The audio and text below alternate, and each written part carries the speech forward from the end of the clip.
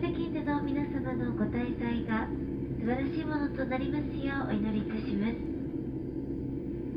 す。さあ、北京首都国際空港に到着しました。これから入国手続きをして市内に向かいます。今回は観光ビザを取得してきてるんですが、無事入国できるでしょうか。いやーでも本当久々にここ北京にやってきましたね。やってきたって言っても、以前来た時はトランジットでこの北京首都国際空港を利用しただけで、実際に北京市内は観光したことなくて、今回初めてなんで本当に楽しみです。いやーでもさすが中国の首都の空港だ。この天井がすごいですね。奥の方まで抜けていって規模がでかい。はい、で中国は入国する前にこんな機械があって、ここで指紋登録をしてから入国する必要があるんですよね。はい、イミグレ無事通過しました。で手荷物受け取り所まではこのトレインで移動するみたいですね。はい、そして無事制限エリア外に出てきました。目の前から出てきたんですけど、多分ここが中央のエリアだと思います。で振り返ったところにこんな案内が書いてあって、市内まではタクシーやバスでも行けると思いますけど、多分地下鉄が一番利便性高くて値段的にもいいんじゃないかな。市内に行く前に一応空港で目の前の ATM で現地通貨引き下ろしました。もう3000円ぐらいしか出してないですね。前回上海来た時1回もなんか使う必要がなかった気がするんで。で中国の元の計算の仕方は結構簡単で、数字を2倍して0を1つ足すって感じかな。なんで100元だったら2倍、200に0足して日本円でいうとだいたい2000円ぐらいになるっていうことですね。で案内板に沿って地下鉄をめがけて向かっていくと、またこんな大きな開けた場所に来て、右手奥に北京地鉄って書いてますね。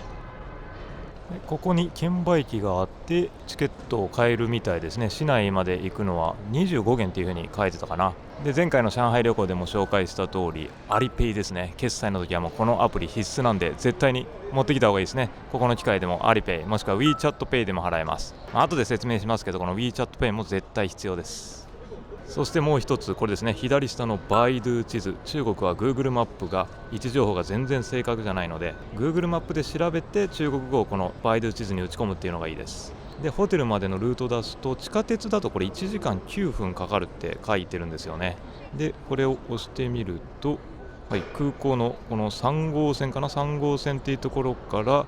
書いてる駅で降りて5号線乗り換えてと。乗り換えが必要なのか。ちょっと地下鉄だと意外とこれ時間かかりそうだな。今調べてみたらタクシーがあんまり高くなかったんで、この中国だとディディタクシーってやつですね。で日本版のディディタクシーじゃなくて中国版のディディタクシーをちゃんとダウンロードしていった方がいいです。で電話番号登録とか必要なんでね。でこんな感じで、このディスカウントのやつだったら1000円ぐらいだし、普通のやつでも1400円ぐらいだから、そんなバカ高いわけじゃないからタクシーでいいや。スーツケースも重たいし。でこのタクシーマークがついてますよね。 E ヘイリングゾーン H、 ここで待ち合わせしようみたいなのをディディにも書いてました。案内板に沿ってやってくるとこんな感じでオレンジ色のディディのピックアップポイントみたいなところに来ましたね。でこんな感じで車のナンバーと、あと何分か、もう今ドライバーイズアライブドって書いてるんでこの辺にいると思います。はい、無事車見つかりました。ナンバーが書かれてたんでね、これに乗っていきます。市内に。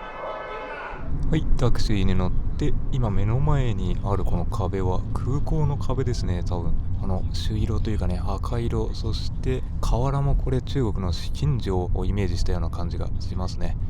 やっぱ中国だとこの色っていうのは特別な色なんでしょうね。こういった大事な施設で使われるっていうのは。はい、タクシー乗ってぐっすり寝てたらあっという間に到着しました。1時間ぐらいはちょっと渋滞があったんでかかったんですけど、今回泊まるホテルはここのホリデイインエクスプレスダウンタウンというところです。結構街中にあって利用勝手が良さそうですね。立地がかなりいいホテルになってます。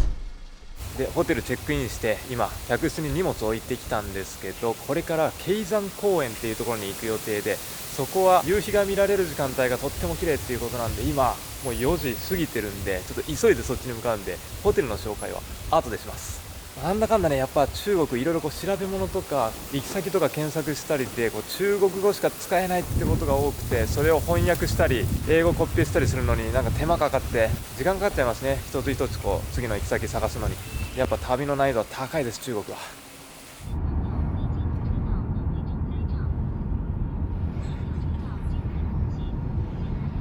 はい、ディディタクシー降ろしてもらったんですけど、初めて来るからここのケイ山公園入り口もどこかわからないんだけど、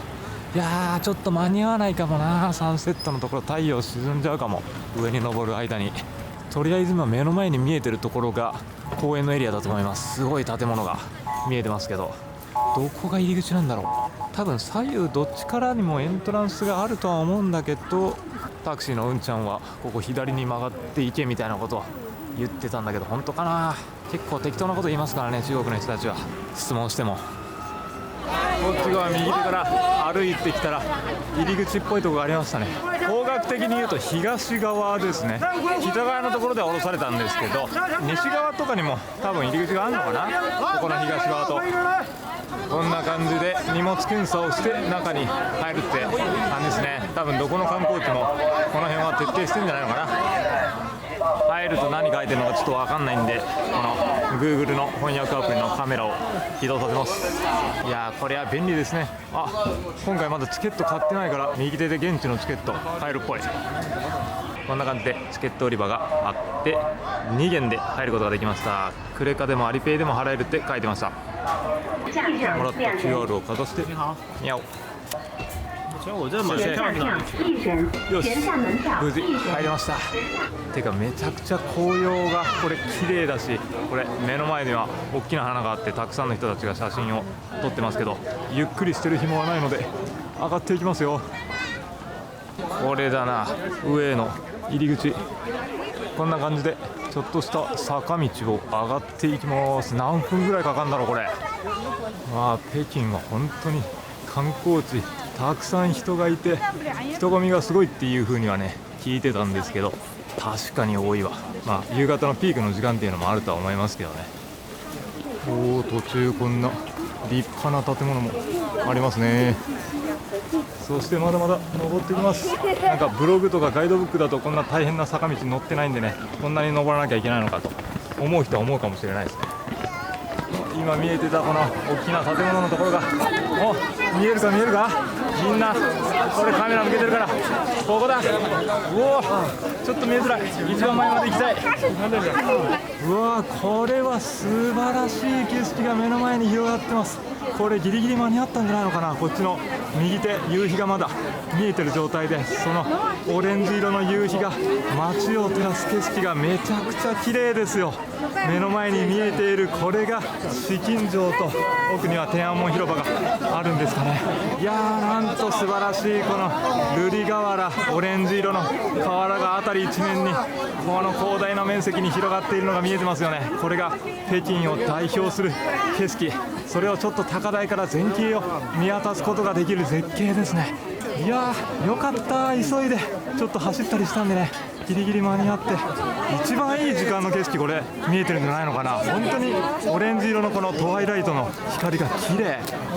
この紫禁城はまた後日行く予定なんで、そこでこの紫禁城がどういうものかとか歴史とかは話したいとは思ってるんで、今日はこの素晴らしい景色をじっくりと眺めましょう。さっきのところからも十分綺麗だったんだけど、まだ上に登ることができました。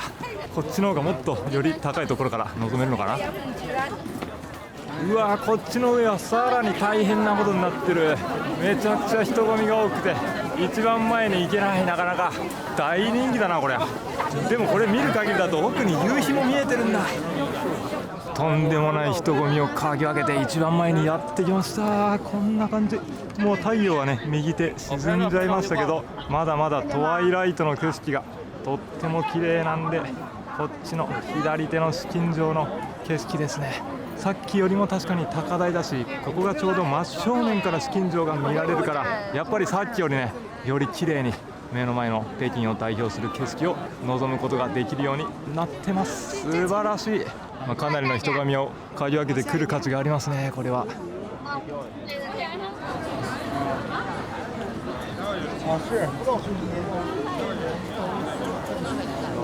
さっき向こう側で景色見てて、ちょっとこっちに寄ってくると木が邪魔して真ん中の部分が見れないので結構空いててね、ここでちょっとゆっくり話そうと思うんですけど、今回の北京旅はね、実は当日になるまで予定を立ててないっていうか、事細かな日程は当日飛行機の中で考えようみたいなことを思ってたんですね。で、実際に調べてみると、北京の市内は事前予約しないと入ることができない施設がたくさんあるんですよ。なんで今日実はあそこの紫禁城とか天安門広場とか行こうと思ってたんですけど、当日ふと行こうと思っても絶対に行くことはできません。あそこの2つは予約しないと入れないんで、あの2つだけじゃなくて、今回行く施設の中でもそういう施設があるので、なんでね、皆さんも絶対に予定が決まったら早めに予約してください。本当に観光地は時期によってはかなり人気で、早めに予約しないと中行けないみたいなこともありえるんでね。で、今回来たこの公園に関しては事前予約なく、さっき見せたように当日チケット購入することができたんで来たということなんですけど、どっちにしたってね、今回結構いろいろホテルにチェックインしてから観光に出かけるまで時間がかかっちゃったんで、時間的にここしか来れなかったとは思います。なんで結果オーライということで、今日は夜美味しいもの食べて明日からがっつり観光していきましょう。日が暮れてきて、これはこれで夜景が綺麗に見えますね。でもここの紫禁城はさすがに歴史的な建物なので光をあまり放ってないというところですが、こっちの左手側見てみると結構高いビルが見えてますね。これこんな感じで、あっちの方がダウンタウンになるのかな、金融街ですかね。ちょっとまだ調べきれてないので、あのタワーが何タワーか今分かってないんですけど、かなりの高さを誇ってます。テロップで細かいところは入れておきますね。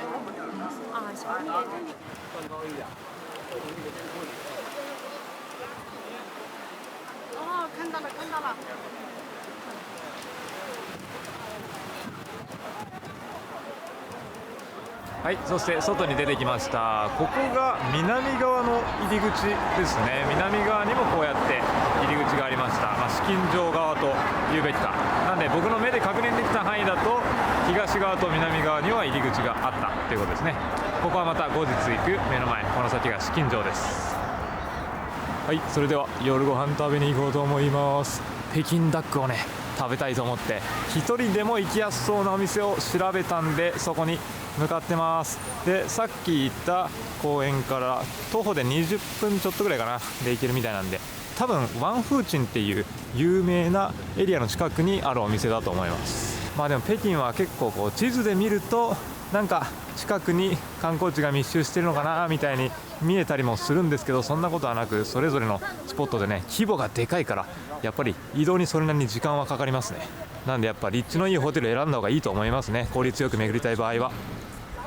途中に現れたこの大きな建物は中国美術館。やっぱり首都の美術館なだけあって、これもまたスケールでかいな。この左手にある建物は一体何なんだ。どでかいこの瓦も緑色で、まるでお城の瓦で使われそうな上等な感じがしますね。全てがでかい。大きな通りからちょっと奥まったところにやってきて、今日ディナーいただこうと思ってたのはこのお店ですね。めっちゃ雰囲気いいですね。上にランタンもあるし、中入るとなんか有名人も来ましたよみたいな写真もあって、これは期待できるぞ。で、結構多分人気店だと思いますね。たくさんの人で賑わってます。で、予約とか全くしてなかったんですけど、1人でも入れますかって言ったら、ちょっと待っててくれって言われてメニュー表渡されました。1人だと断られることもあると思うんですけどね、よかった。で、目の前にこれメニュー表がありますけど、北京ダックはちょっと初めてだから何がいいのかよく分かりませんが、こ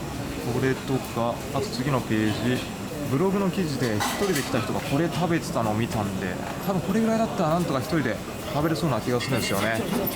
で、値段が168って書いてるから3000円ちょっとぐらいかな。別にそんな高すぎなんじゃないですか、北京ダックでこれだったら。なんか右手にはお寿司みたいなやつもあって、これうまそうっすね。いやー、でもこれは複数人で来て、この辺のいろんなお料理を頼んでみんなでシェアしたら絶対楽しそうですね。どうしても中華料理はみんなでこうテーブルを囲って大人数で食べるっていう文化があるんで、一人旅だとそこの食事のところが僕も心配ではありました。上海行った時はね、ドスコイさんがいたんで、ドスコイさんといい感じの高級中華も食べることができたんですけど、北京は一人旅なんで、でもね、こうやって僕みたいに一人で北京に行こうか迷ってる人もいると思うんで、そういう人たちのために頑張りますよ。今回の旅は一人旅でもグルメを堪能できるのか、そんなことを話しているうちにこうやってメニュー表気になる人もいると思うんで、皆さんにお見せしています。いやすごいな、いろいろ話したけどまだまだこれページめくればめくるほどたくさんのメニューが出てきて、全て見せるのが大変ですね。いやでも見た感じ本当どれ食べても美味しそうなものばかりでお腹がめっちゃ空いてきた。中華料理はね結構八角の香りがするから、個人的に八角苦手だから食べられるか不安な部分もあるんですけど、ここのお料理はどうか。で最後のページはドリンクですね。はい、で1人でも案内してくれたんですよね。周りを見渡すと1人で来てる人は1人もいません。で最初はね左奥に見えるようなテーブルに案内してもらったんですけど、お前1人だったらこっちに座ってくれって言ってね、このちっちゃな丸テーブルを準備してくれました。なんかねレストランのど真ん中に1人で食べてる人がいるっていう異様な光景なんですけどね。ここは日本じゃなくて中国なんで特に気になりません。いやなんか明らかに一人で食べてると異様な光景だと思うんですけどね、あんまりやっぱ中国の人たちだったらなんだあいつみたいな目では見てこないですね。で逆に日本人のお客さんが一組だけいるんですけどね、その人たちはなんか日本人でなんであの人一人でいるんだみたいなね、そんな目で見て来られてるような気がしますけど、僕は中国です。気にせず一人で北京ダックいただきます。でも一人でも本当にね、おじいちゃんがめちゃくちゃ丁寧にね、これだったら一人で食べるんじゃないとかね、英語喋れない、もちろん日本語も喋れないんですけど Google 翻訳使いながら教えてくれて、飲み物何にするかって言ったら隣のテーブルで飲んでるものをこれいいよとか言ってね出してくれました。で今調べてみるとシャオディアオリータンっていう中国の伝統的なデザートスープっていう風に書いてますね。なんか北京で特に人気があって、梨を使って作られているっていう風に書いてますね。楽しみですね。飲んだことがなさそう。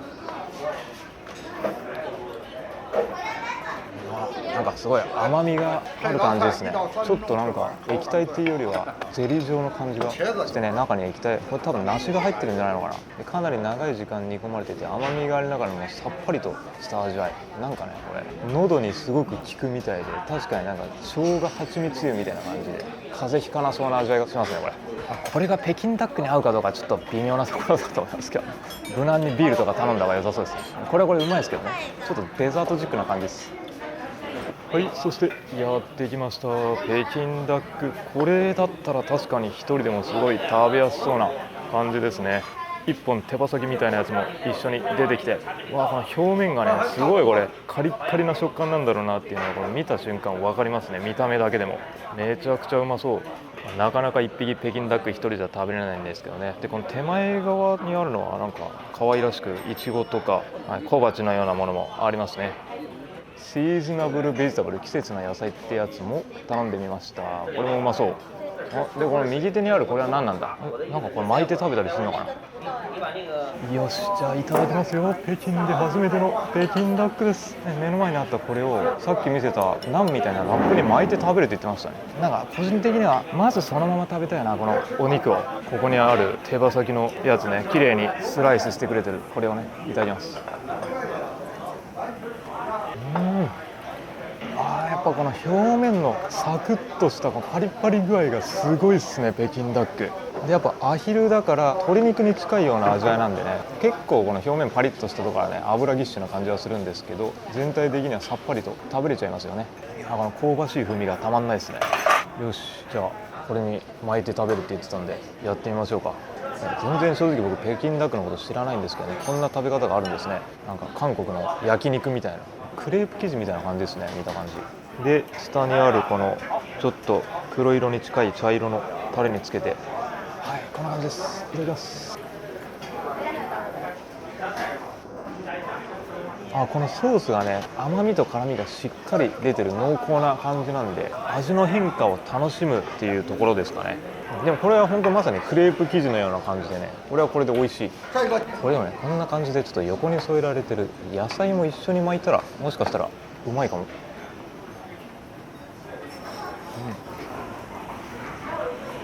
このソースがめっちゃ濃厚だから野菜巻いた方がさっぱりと濃厚のこのバランスが良くなるんで、こっちの方が美味しいですね。野菜巻くのおすすめ。そしてシーズナルベジタブルもいただきます。これは間違いない味ですね。日本の中華料理屋さんとかでも食べる青菜炒めのような感じ、ガーリックの風味も効いてて、このカリッカリの肉料理食べたらちょっとねビールが飲みたくなっちゃいますよね。これが北京のローカルビールっていう風に店員さんが言ってました。いただきます。うまそう。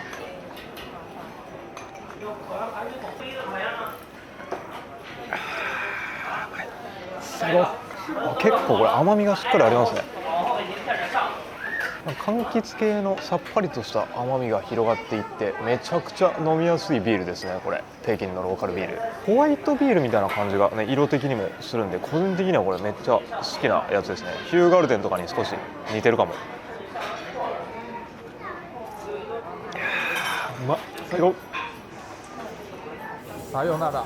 さよなら。ありがとう。バイバイ。バイバイ。バイバイ。ありがとう。めっちゃ優しいおじいちゃん。よっしゃー、北京ダック食べれて満足だ。1日目でホテルに帰りますが、こんな感じでまたバイドゥ地図で検索してみると、徒歩だと26分で出たんでちょっとだけ遠いから、これは何かな、バスを使うルートになるのかな。バス WeChatPay で乗れるんだったらちょっと乗ってみようかな。いやー、バス普通にこのアリペイで乗れましたね。ここの支払いっていうやつを押したら QR コード出てくるんで、それをバスでかざせば。先生、入る時にここにかざせば、出る時はかざす必要ありませんでした。乗れた。初めて中国でバスに。もうやっぱ便利っすね。アリペイタッチ決済。中国は IT が進んでます。あ、でもなんか上にワイヤーあるな、バスに。なんで？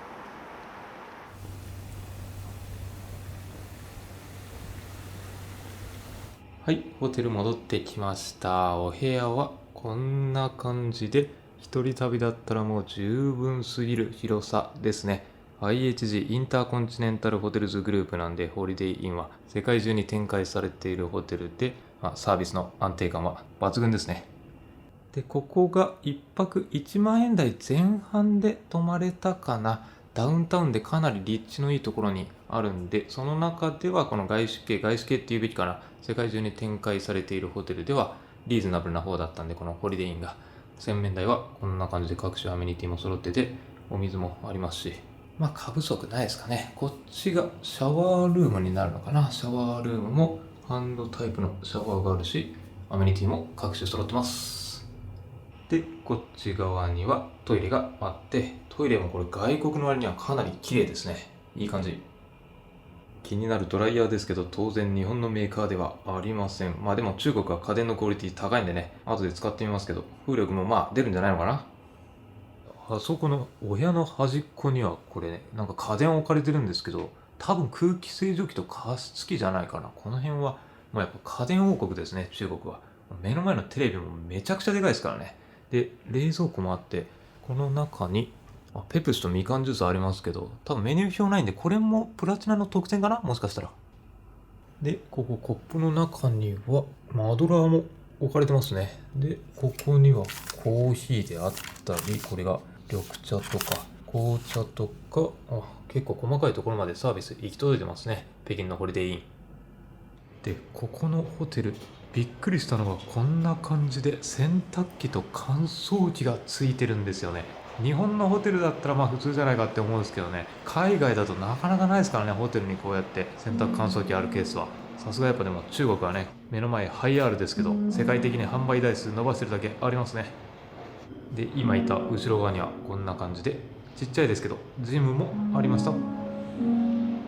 はい、ホテルに戻ってきました。初日からいろいろとちょっと手こずった部分もありましたね、やっぱ中国旅行は。で、ここで中国旅行の時は絶対にこのアプリは用意しといた方がいいっていうのをまとめておきますね。皆さんの参考になるように。少なくともこの4つは絶対にあった方がいいなっていうふうに思ってます。まず、バイドゥ地図が、これが日本で使う Google マップの代わりになるものですね。さっき言ったように Google マップは中国だとうまく機能しないことが多いので、位置情報とか間違えてたりね、そもそも公共の Wi-Fi とかに繋いだ時は Google のサービスは一切利用できなくなります。で、アリペイが決済アプリって、これが日本で使っている PayPay みたいなものと思えばいいですかね。PayPay よりももっといろんな機能がついてはいるんですけど、基本的な決済がメインの役割になると思います。お店はもちろん、鉄道、地下鉄とかバスでも、このアリペイをかざすだけで乗ることができるんですよね、中国は。で、次に WeChat。これが日本で使っている LINE と思えばいいですかね。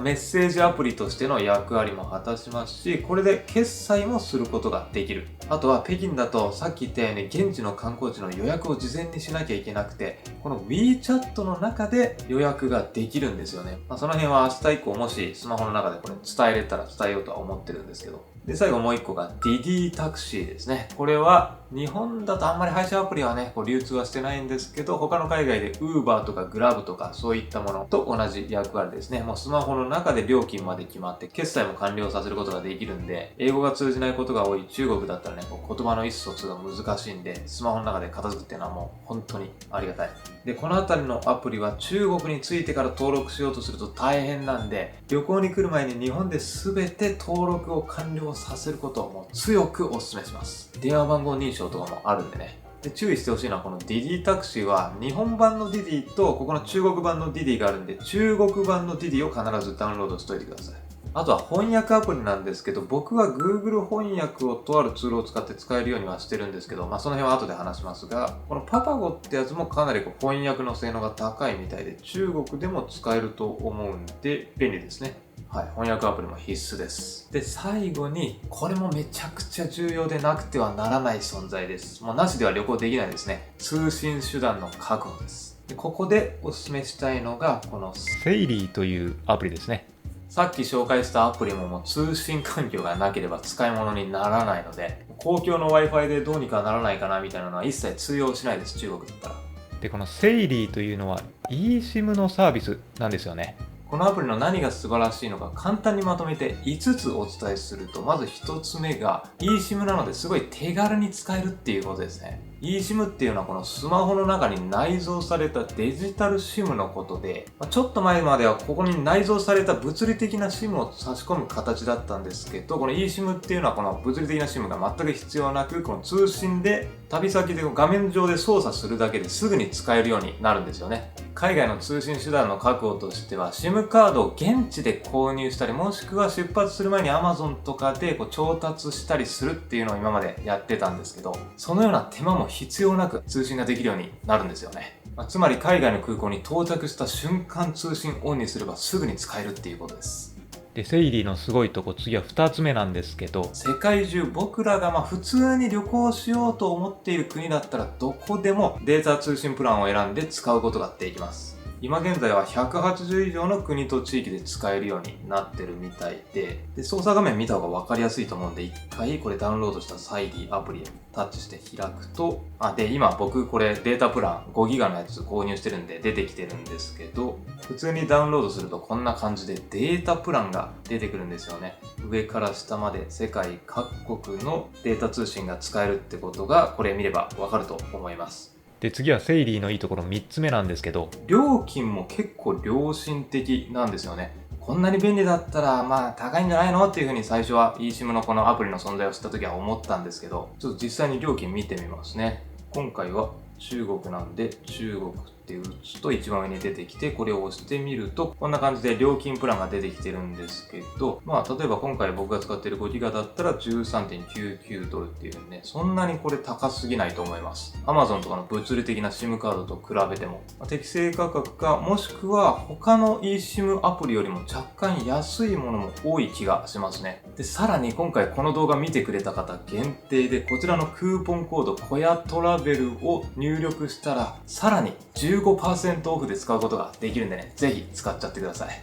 ちょっと一回これどんな感じで支払いができるのか見てみると、これ 5GB のやつを選んで続行ボタンを押すと、こんな感じでご注文内容っていうのが出てきますが、真ん中あたりにあるこのクーポンをお持ちですかっていうやつを押して、クーポンコード、ここに小屋トラベルっていう風に打って適用ボタンを押すと、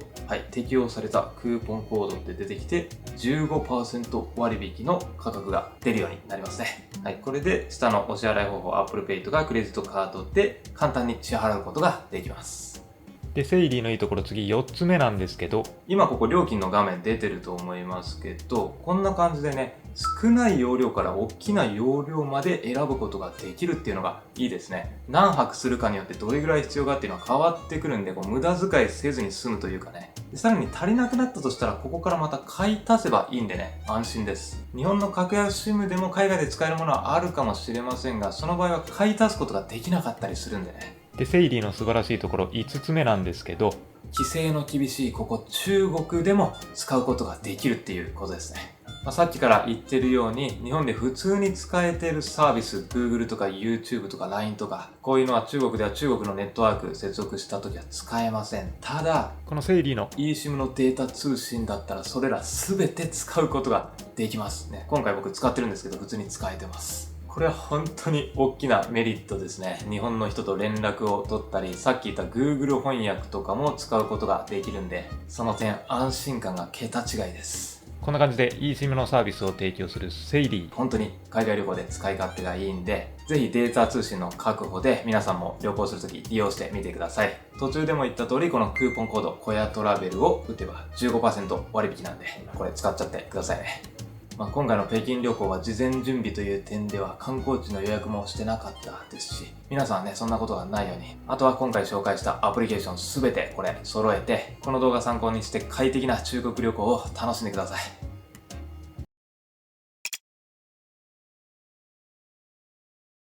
はい、翌朝です。で、朝はホテルの朝食なんですけど、ここのホテルなかなかラインナップ充実してて、ライブキッチンで料理もあったし、卵料理ですね、フライドエッグ、あとはこの辺のチキンとかお野菜とか、これなんかベトナムで食べた春巻きの揚げ物みたいなやつですね。あとは中国らしく、この辺は肉まんとかもありますし、お餅のデザートとかね、日本人だったら好みなんで、これは嬉しいですね。あとはフルーツとか、これも中国らしいのかな。右手がソイミルクって書いてたんで、豆乳のホットですね。朝しっかり食べて、今日は万里の長城に向かいます。まずは寝起きなんでミルクですね、ソイミルク。いや、ほんとそのまま温められた豆乳ですね。これ朝飲むと体に染みますね、やっぱ豆乳は。そして麺料理はどうかな。これちょっと見た感じ辛そうだけど、う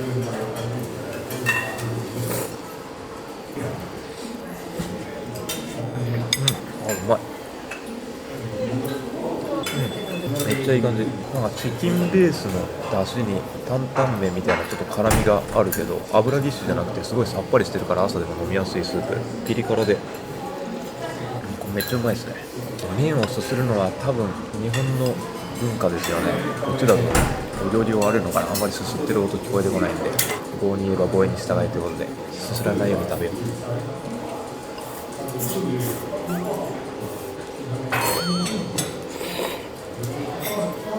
隣の人すすってましたね。今すするようになってんのかな、外国でも。ちょっと分かる人教えてください、コメント欄で。この気になったフライドロールって書いてたかな。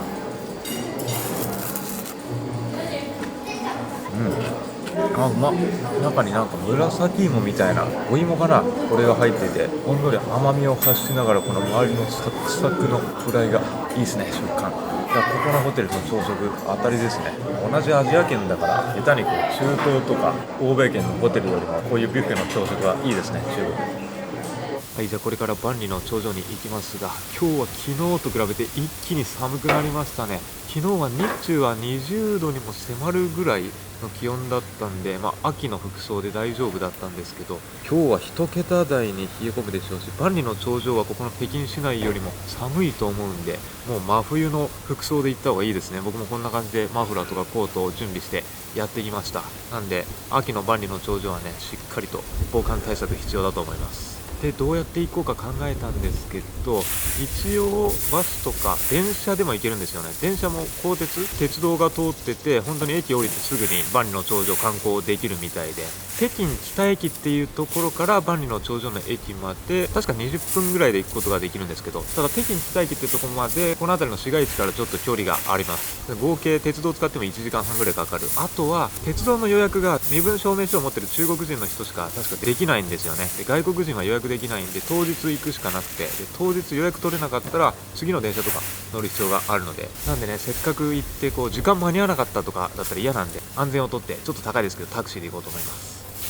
はい、ディディでタクシーを呼んで万里の長城に向かいます。ただね、今回は片道万里の長城で、帰りは鉄道を利用してみようかなと思ったんですよね。ただ帰りは結構本数が少なくて、鉄道の予約できるかどうか現地に行かないとわからないし、リスクがあるっていうことなんで、本当に安全なのはタクシーをチャーターすることみたいですね。で、今ディディに乗ったら、ディディの料金というよりはもうタクシーの運転手が交渉してくるんですよ。絶対に往復でチャーターした方がいいんじゃないのっていう風にね。それは確かに間違いはないんですけど、もしチケットを買ったら鉄道に乗ろうと思ってるんだけどって言っても、いやーなかなか鉄道難しいと思うからタクシーでチャーターした方がいいよっていう風にもうゴリ押ししてきてね、こんな感じで、さっき最初乗った時は実はちょっと汚い車で600元でどうって言われたんですけど、今回少し綺麗な車に乗って700元じゃないとダメみたいなことを言われたんですよね。これちなみに WeChat でメッセージを交換できるようになってて、 WeChat は翻訳機能もついてるんで、普通に会話するよりこの WeChat 内で会話した方がいいっていうことで連絡先交換して、こんな感じでメッセージをやってるんですけどね。なんで到着してもこれでメッセージを送ったら帰りも連れて行ってくれるというところで、700元なんで1万4000円ぐらいですけど、片道1時間半ぐらいかかる道なんで、日本と比べたら全然タクシー代は安いっちゃ安いんですけどね。ただもちろん電車で行った方が安いんで、一方でタクシーだったら短い時間でも観光の時間有効活用できるっていうことですね。どっちを取るかということですけど、なんで鉄道で安く行きたい場合は本当に朝早起きして朝一で北京北駅に行って電車の切符を買うっていう風にした方がいいっていうことですかね。帰りの切符は運次第、なければタクシー。いやー、電車で行こうと思いましたけど、やっぱりせっかく来て見れなかったっていうのは絶対に避けたいんで、思った以上にいろいろ調べ物とかチケットもね、すんなり買えるとも限らないので、予想以上に高くはなっちゃいましたけど、こんな感じですごい快適な車だし、リクライニングもできて寝れるからいいか。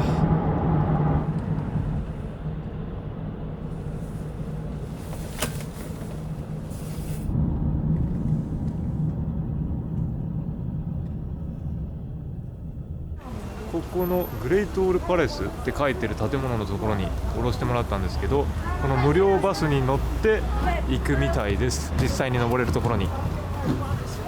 地図で見るとこの頂上天地って書いてるところですね。見る限りここが駐車場になってるんですね。なんでタクシーとか普通に車で来た人はここに止めて、観光客向けの無料のシャトルバスに乗ってここからこっち側の発達例の入り口の方に向かうっていう感じかな。はい、バス降りて到着です。ここから登ることができるのかな。入り口はどこなんだ。こっちの右手の方が人がたくさんいるからこっち向かっていくか。この看板の裏側に案内がありましたね。これ見る限りだと右手行くとケーブルカーノースっていうのがありますね。で、鉄道の駅もこっちの右手にあるんで、鉄道は駅降りたらこうやってすぐにケーブルカーとかにたどり着くことができるっぽいですね。でケーブルカーはサウスで2箇所あるんですね、ケーブルカーが。でケーブルカーだけじゃなくてこんなスライドで登っていくやつとかもあるんですね。ここの右手にあるのが駅ですね、鉄道の。で駅降りたらこの左手に見えているケーブルカーに乗れるっていうことだ。いや、今無料のシャトルバスで降ろしてもらったところから結構歩いてますね。これ300メートルぐらい歩く気がする。ちなみにここ万里の長城は事前予約必須です。中国でも有数の人気観光スポットなんで、たくさんの人たちが押し寄せて入場規制が行われています。でチケットは公式ホームページだと中国の人しか買うことができないんで、外国人は代理店で入場チケットを買う必要があるんですよね。KK デイとかクルークとか、あとはベルトラ、トリップドットコムとか、そういうところで入場券事前に買うことができます。人気なんで予定が決まったら昨日も言った通り早めに予約しましょう。僕は幸運にも前日で予約できました。こっちがロープウェイ乗り場なんですけど、この右手を見てみるととんでもない列、人の数が並んでますね。どうしようかな、これめちゃくちゃ時間かかりそうですね。こっちのぐるーっと奥の方まで列があるんで、これだったら徒歩で登った方が多分早いんだよな、ロープウェイ乗るよりも。ちなみにケーブルカーのチケットはこの駅前出たところにチケットオフィスがありました。これは予約とか必要なくてこの場で買えますね。往復140元で片道だったら100元って書いてます。ケーブルカーとんでもない列だったんで、さっきのところに一回戻ってきて、登山者用のところっていう看板があったんで、そっちに向かって歩いて登るかな。そんなに時間多分かかんない感じだったんで。ちなみにこの辺の入り口付近はこんな感じでたくさんの商業施設も立ち並んでいるので、この辺でランチとかカフェとかゆっくりすることもできそうですね。で今目の前にあるのが、これが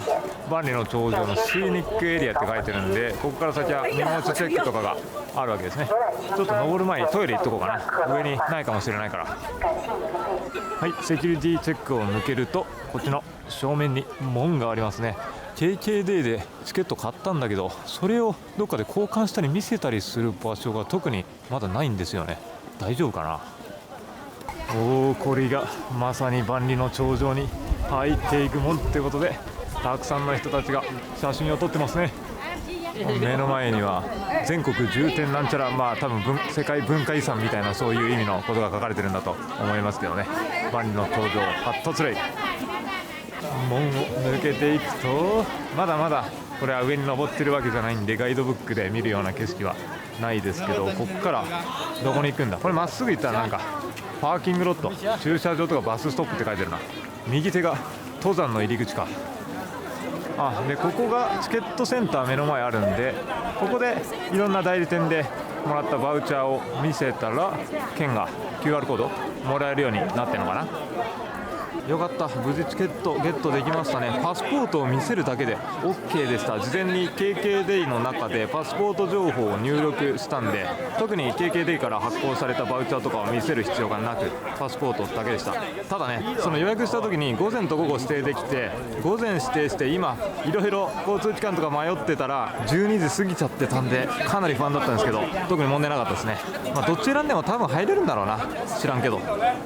パスポートを見せるだけなんで便利ではあるんですけど、逆に言うと中国北京旅行ではこのパスポートを見せる機会がたくさんあるんで、原本じゃないとダメなんで、常に持ち歩いておく必要があります。よし、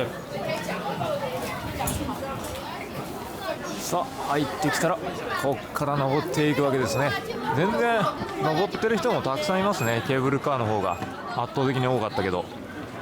で早速中に入ると、これ南のお城に行くのか北のお城に行くのか、どっちかを選ばなきゃいけないんですね。で一般的な観光ルートは右手の北の城で、だいたい往復で40分ぐらいかかるみたいです。で南の城は北の城よりもちょっと険しくなっていて、往復1時間半ぐらいかかるっていう風にネットで調べると出てきました。北城はさっき見たロープウェイでも登る先なので、こっちの方が人混みは結構あるみたいですけどね。ただ整備されて眺望もこっちの右手の方がいいっていう風に書いてはいたので、こっちの北の方に行ってみましょうかね。南は逆に人混み避けたい人、そして体力に自信がある人向けみたいですね。さあここから登っていくわけですけど、右手を見るとこれです。とんでもない景色が目の前に広がっています。でここから見るだけでもたくさんの人たちがこれ登っているのがよく分かりますね。どこまで行くんだろう。あそこの左端に見えている一番高いところまで歩くってことかな。で逆の南側を見てみるとこんな感じ。確かにちょっと寄ってみると北側よりも人は少ないような感じはしますね。それでも結構いるけどな。さあ登っていきますよ。かなり人が多いっていう風には聞いたんですけど、想像ほどではないですかね。人が多すぎて前に進めないみたいなことは見ての通りないので、時期的に今からもうどんどん寒くなっていくからハイシーズンではないんだと思いますね。多分春秋のもう少し暖かい時がハイシーズンで、さらに人でごった返してるんだと思います。で今日は気温がだいたい6度かな、6度ぐらいなんで、寒いっちゃ寒いですけど、別に凍えるほどの寒さではありません。でも手袋もあった方がいいぐらいの寒さだから、やっぱり秋でも防寒対策が必須ですね。こんな感じでところどころで急坂が現れるんで、これ確かに雪の日だったらスリップして転んだら大変なことになっちゃいそうですね。でも一応階段じゃなくて平坦な道が続くんで、別に思いっきり早歩きとか走って登らない限りは、誰でも登ることができるような気はしますけどね、健康的な体持ってる人だったら。でところどころこんな感じで、なんていうのかな、お城じゃないけど石壁に囲まれた立派な建物があるんですよね、途中で。この中がこうやってたくさんこのピクニックというかね、こういう空間があるので、ここで写真を撮ってる人がたくさんいたんですね。向こう側にはまた綺麗な山々の景色が見えてるので、いい写真が撮れると思います。今回万里の長城はちょうど紅葉が望めるかなと思ってきたんですけど、これを見る限りだと終わりかけですかね。もうちょっと暖かい時期に来た方が綺麗なオレンジ色の紅葉を望めたんだと思います。今11月の上旬なんですけど、10月中旬とかになるのかな、ベストシーズンは。多分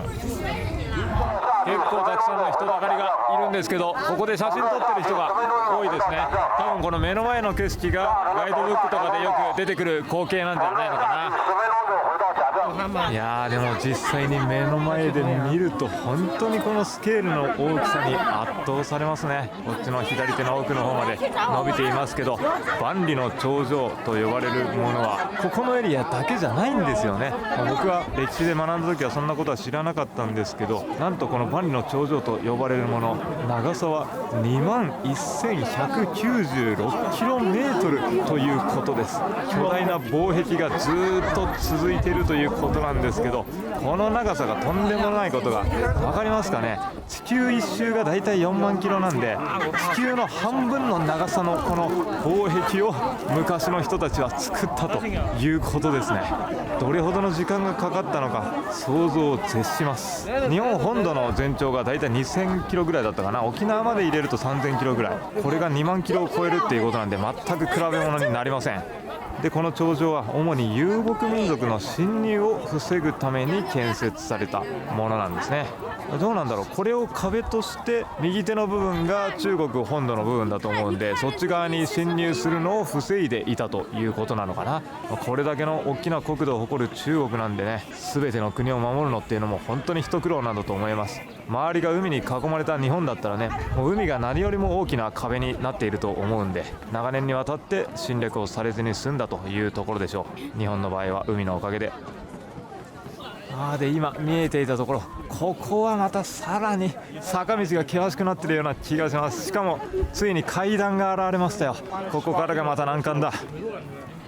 ちなみに日本人がいるかっていう話なんですけど、今歩いてる限りだとね、全く日本語が聞こえてこないですね。やっぱ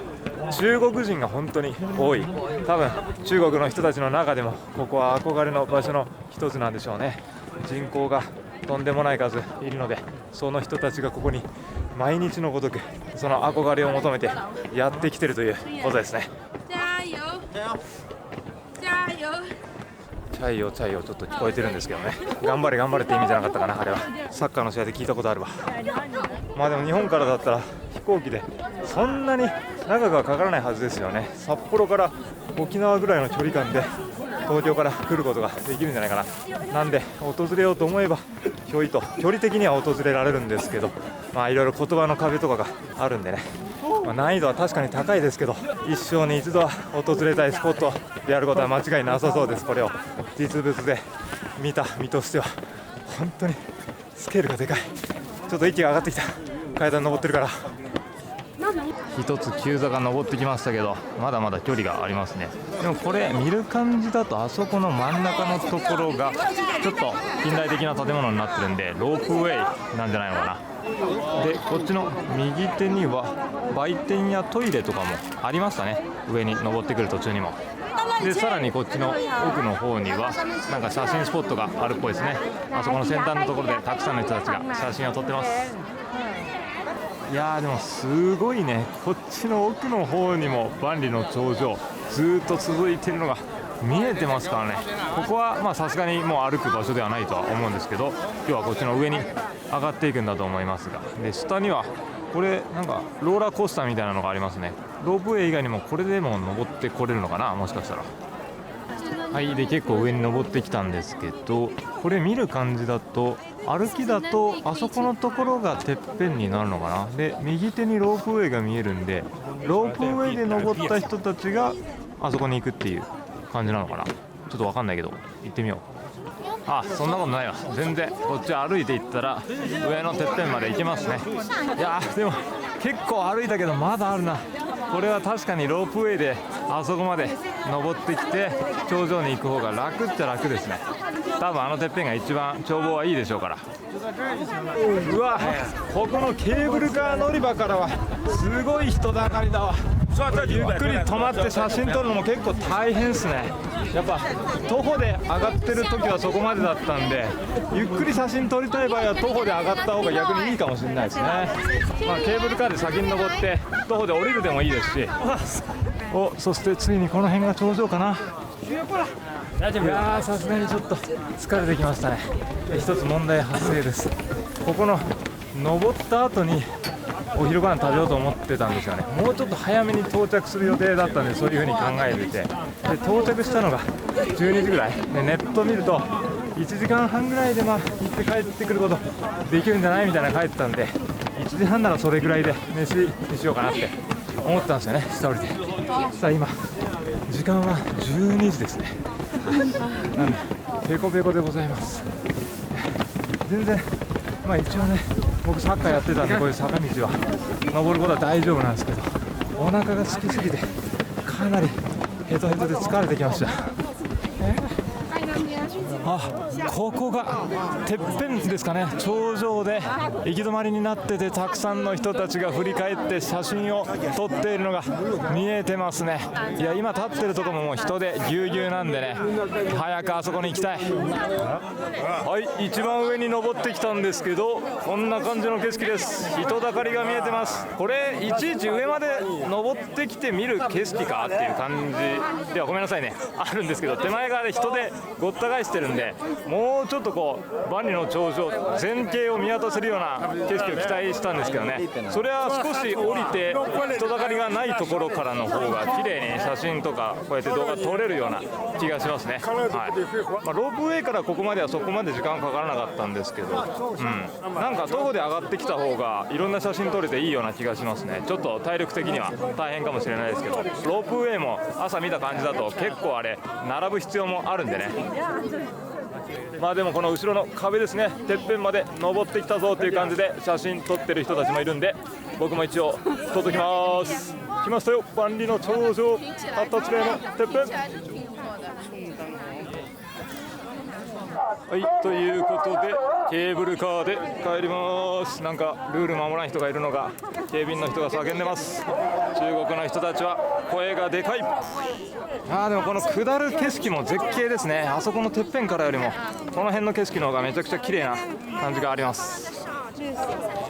右手には今回登ってきた道が見えてますね。あそこのもっと向こう側から上に登ってきましたからね、結構歩きましたよ。12時ぐらいから登り始めて今2時15分、2時間15分ぐらい、ゆっくり写真とか撮りながらで、それぐらい時間がかかってます。でこれからケーブルカーで下ると、だから3時間4時間ぐらいここの万里の長城到着したら余裕を持って時間を確保しといた方が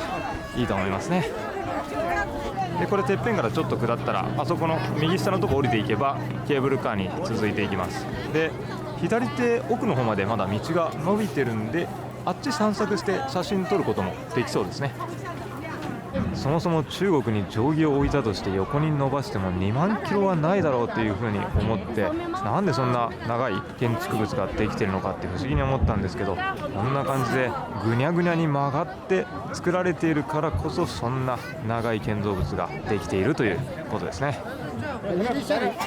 ケーブルカー乗り場の近くに来たらハンバーガーとかもこれ目の前販売されてますね。ですぐ下降りれるから下でちょっと食べようかな、ご飯。ちなみに万里の長城のトイレ事情なんですけど、トイレの中めっちゃタバコ臭いんですよね。なんか室内でも中国ってタバコ吸ってもいいエリアが多分あるんですよね。本当に臭くて。でこんな感じでトイレットペーパーはないので、海外旅行だったら当たり前ですけどね、ペーパーは必ず持参して旅行しましょう。はい、帰りはここケーブルカーで帰ります。チケットもここで買うことができるようになってますね。ここでもアリペイ使えてひょいと買えちゃいました。チケット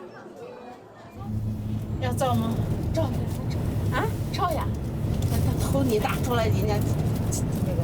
下去。いやロープウェイめっちゃ早かったですね。5分もしないうちに降りてこられた気がします。右奥の方に見えてますけど、でさっき12時頃は大行列だったこのロープウェイ乗り場、人だかりが全くいなくなってますね。今だったら結構すぐ乗ることができそう。やっぱねお昼の時間帯はとんでもないですね。人の数がちょっとずらして早朝とかもしくは今の時間でもね結構すんなり上に行くことができそうです。いやーめっちゃ歩いてお腹空いたんでご飯食べよう。でも夕食の時間も近いからさっと食べられるやつで牛麺、麺料理食べようかな。ここにあるメニューこんな感じです。牛麺とかあとは丼物もありますね。ビーフの鍋みたいなのもあるし、前回上海来た時この牛麺がね結構やっぱ八角臭がしてちょっと苦手だったんで、下のこのトマトのやつを注文してみようと思います。今回はでこれ注文なんですけど WeChat を開いてこっちにねこんな感じで QR があるから、多分ここのプラスのボタンを押してスキャンですね。このボタンからこの QR をスキャンします。そしたらこんな感じでモバイルオーダーできるようになってるんですね。店内で食べますっていうところで、これは便利だ。店員さんと話しても中国語わかんないからね。でこんな感じでボタン何書いてるかようわからん場合はこれをスクショに撮って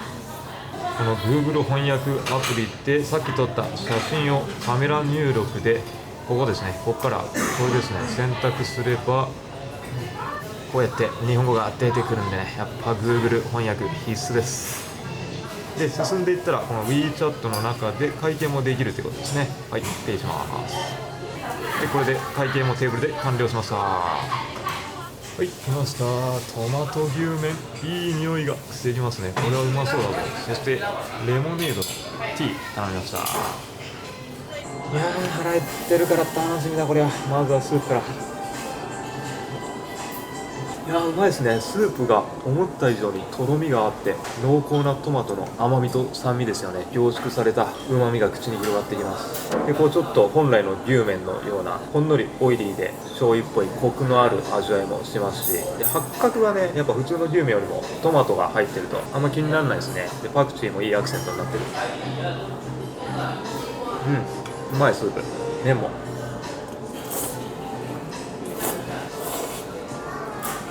麺は中太麺でもちもち感がしっかりあるって感じかな。お肉、お肉がホロホロで柔らかくてうまい。牛肉がいい感じ。まあ特に特別美味しいってこともないけど普通に食べられるまあまあって感じですね。多分チェーン店だからね、はい、そんな感じでしょう。でレモネードも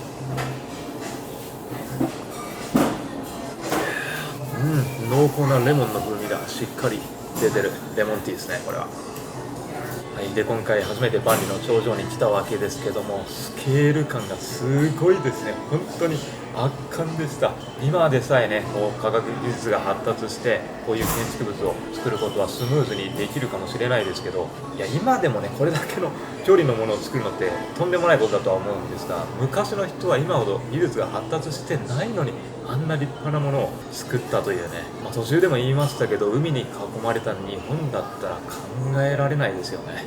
大陸の人たちはもう規模感がすごいわ。これはねぜひやっぱ人生で一度は見ときたいっていうのは間違いないです。で反省なんですけどね、今回の僕みたいなこうタイムスケジュールというか時間は絶対にお勧めしません。ここに11時台後半に到着したんですけどね、その時間帯はやっぱ一番混む時間帯なんで、理想的なのは早朝頑張って万里の長城行く日は朝早起きして、で北京北駅に行ってそこで鉄道のチケットが買えれば鉄道で行った方が安く済みますし、でタクシーの方が確かに速くて自由度も高くて快適なんですけど、やっぱ値段が全然違うんで所要時間はそんなに変わりませんし、はい、そのスケジュールをお勧めします。少し遅めに起きちゃうと北京北駅行って鉄道のチケットないとかそういう風になったらちょっとあたふたしちゃうと思うんで、お金節約したい人は絶対鉄道の方がいいと思いますし、一方でねやっぱチャーターを早めにツアーとかでねこう代理店のサイトで予約してれば、間違いはないかなと思います。やっぱ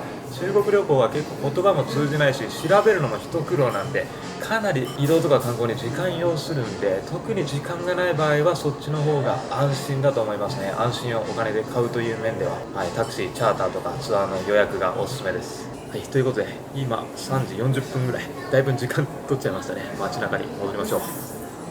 いやー、さっきまで登ってる時ちょっとしんどいなって思ってたけど、ご飯食べたら一気に元気が出てきた。やっぱ大事だな、飯は。はい、で帰りはせっかくタクシーチャーターでこんないい車でいいクライニングめっちゃできるんで、これすごい倒れる。本当に歩き疲れたからぐっすり寝てちょっと休みます。はい、万里の長城からぐっすり寝てタクシーの運転手さんに降ろしてもらったのが、ここがワンフーチンという北京の中でも一番有名なショッピングストリートになりますね。目の前にたくさんのデパートや商業施設が並んでいるのがわかると思います。でこれ左手見るとこんな感じで天主堂と書いていて立派な教会があるんですよね。これがワンフーチン天主堂という北京の中でも代表的な教会みたいですね。中国は仏教徒がおそらく一番多いとは思うんですけど、多様な文化の影響を受けてイスラム教徒やその他の宗教、目の前のキリスト教徒も存在するとのことです。中国の中では上海が一番多国籍なイメージはありますけど、北京も上海と同じくアヘン戦争の後の時に外国に開かれた都市となったため、西洋風の建築物も街の至る所で見られるんですよね。実は教会からさらに奥に抜けていくとこんな感じで大きな通りが目の前、歩行者天国になっていて、左右に巨大なデパートがたくさん連なっています。でこれを見ると近代的な建物ばかりなので最近開発されたところなのかなとか思ったりもしたんですけど、案外歴史は古く、元朝の時代からこのワンフーチンという名称は使われてたみたいですね。かつてこのエリアに多くの王族や貴族が居住していたことに由来しているとのことです。でもこの間上海に行ったばっかりなんですけど、上海と比較すると本当に落ち着いた感じですね。北京は上海の方が確か人口は多いですし、観光客も上海の方が多いんじゃないわかんないですけどね。外国を受け入れるような多様な文化がある感じがするんで、観光地歩いてても西洋人が多かったような記憶があるので、上海の一番の繁華街の南京東路とかに比べたら、ここのワンフーチンは人もそんなにゴミゴミしすぎてないという印象です。やっぱなんか文化の違いもあるんでしょうね。上海のがギラギラしててガヤガヤしてて、そして華々しいような感じがするんですけど、ここは歴史的な建物も多い北京、落ち着いた感じですね。関西でいうと北京が京都で上海が大阪みたいな感じになるのかな。目の前には中国を代表する企業であるファーウェイの看板が見えてますね。そしてこっちにはアップルストア、上海動画でも言いましたけど、中国でもアメリカの企業が置かれていることがあるんですね。 Google とか YouTube、Instagram、Twitter 全部見られないのに。で実際周り見渡してみるとね、結構中国人の人 iPhone 使ってるんですよね。意外にも、日本人は世界の中でも一番 iPhone の普及率高いんですけど、中国でそんなに使われてるっていうのが、意外です。治安に関してですが、北京も警官たくさん街中歩いてるんで、悪さを働こうとする人はあんまりいないと思いますね。監視カメラも街のそこら中についてるし、中国は監視社会で、自由度が低いというかちょっと怖いなって思う人もいるかもしれませんが、監視社会ということは治安がいいということでもあります。日本の激しいエリアよりも中国の方が治安がいいんじゃないかっていうぐらいな気はしますね。世界の中でもトップクラスに治安はいいところではあると思います。この左手の時計台はすごい目を引きますね。クラシカルでレトロで西洋風の建築物のような感じがしますけどね。北京大百貨店みたいなことを書いてます。そしてこっち側には近代的な建築物で、目の前はジャガールクルトですね。高級腕時計のお店で、こういった高級ブティックのお店も当然たくさんあります。ただ今のところこういう高級時計を買いたいという願望はないですし、そんなものを買ってる余裕があるとも思えないので、お店の中には入らずグルメに行きましょう。最初の方に歩いてたところに戻ってきて、こっちの左手、さっき見せたファーウェイがあるデパートの中にお目当てのグルメがあります。これですね、イン88ってやつ。入り口3階にレストラン街があるんでやってきたんですけど、これ目の前にあるレストランもこれ北京ダックのお店っぽいですね。見る感じ、昨日食べたやつとこれ同じやつじゃない？巻いて食べるやつでも手羽先みたいなローストダックもあるし、これはなんか半分みたいなの書いてるやつが118元。あれ1人分としてなんか食べれそうな感じはしますよね。ここも1人で来られそうな匂いがする。で、ここのお店はなんか美味しそうだな。この炒め物の感じ、メニュー見てみるとそうですね、たくさんの炒め物をこれ頼むことができますけど、でもこれはなんか1人だと1皿ぐらいしか頼めなさそうなんだよな。ここは多分北京ダックのお店ですね。左手見るとこんな感じでまさに北京ダックっていう風に書いてます。厨房が見えてる。今日は火鍋を食べたいと思ってるから、こういう鍋料理そそられるな。ここにデパートの中の全てのレストラン書いてましたね。地下1階はフードコートみたいになってましたね。で、今いる3階にレストランがたくさん密集してる。左上の火鍋のレストランに今日は行こうと思ってます。ここですね、海底なんちゃら火鍋っていうレストラン。店員さんがね、めちゃくちゃ丁寧ですね。英語喋れる女性のスタッフの人を呼んでくれて、わざわざ説明してくれましたね。スパイシーなやつとかリトルスパイシーって自分で辛そうが選べましたね。あ、来ました。Thank you。 すごい出てくるのも早いね。これが左手がちょっとだけ辛いスープで、右手が、豚骨ですよね。ポークスープだから中にはちょっとお野菜も入ってます。そして火鍋はこんなコーナーがあって、いろんなこれ調味料があるんですけど、ここから自分でオリジナルのソースを作るっていうのが火鍋の一つの楽しみなんですよね。目の前に一応例は書いてるんで、こんなものどうですかっていうところでわからない人はこれを参考に作ればいいと思います。はい、注文したのやってきました。この手前側が豚肉で、奥がこれがラムですね。ニュージーランド産。そしてお野菜も豆腐とかえのきとかたけのこ、そしてこっち側にはほうれん草に白菜があります。これはなんか店員さんが気利かせて、あそこのソースを置いてるところから持ってきてくれました。フルーツとかお野菜。結構これでもハーフ頼んだけど量ありますね。食べれるとは思うけど、特にお野菜がビッグだわ。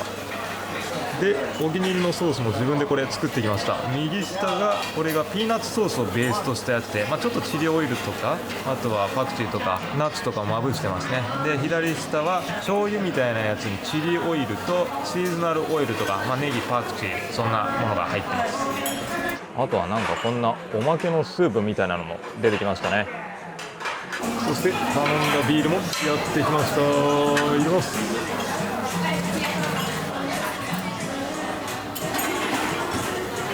さあ、そしてラム肉も入れちゃいますよ、鍋の中に。火鍋と豚骨両方に。はい、そして豚肉も。うまそう。まずは火鍋でこのラム肉いっちゃいます。普通にまずはソースとかつけずに。いやー、リトルスパイシーだけど結構スパイシーですね、これは。辛ラーメンみたいな本当にピリッとした辛みがしっかりくる。僕辛ラーメン好きだからね、全然辛いの好きだからいいんだけど、苦手な人だと結構ね、これはもう辛さは最小限にした方がいいかもしれない。で、次は豚骨いっちゃいます。豚骨スープにつけてラム。い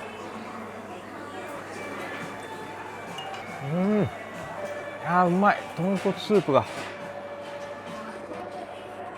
これクリーミーまろやかでさっぱりとした豚骨スープっていう感じですね。めちゃくちゃうまい。日本人絶対好きで、ラムもね、ほとんど臭みがなくて、もうほんのり獣臭がするっていう感じで、ラム肉は牛肉に比べてさっぱりとした味わいだから、これスイスイ食べれちゃうわ多分。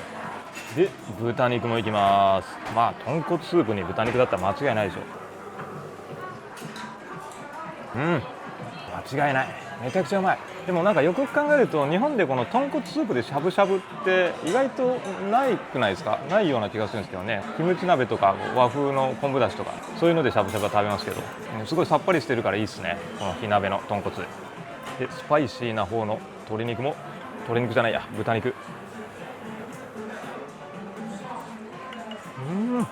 でも豚もさっぱりで程よくジューシーさがあっていいっすね。いやちょっとこれ火鍋辛いな。いやーでもこの辛いやつ、そして豚骨にはビールが絶対合います。おお先生、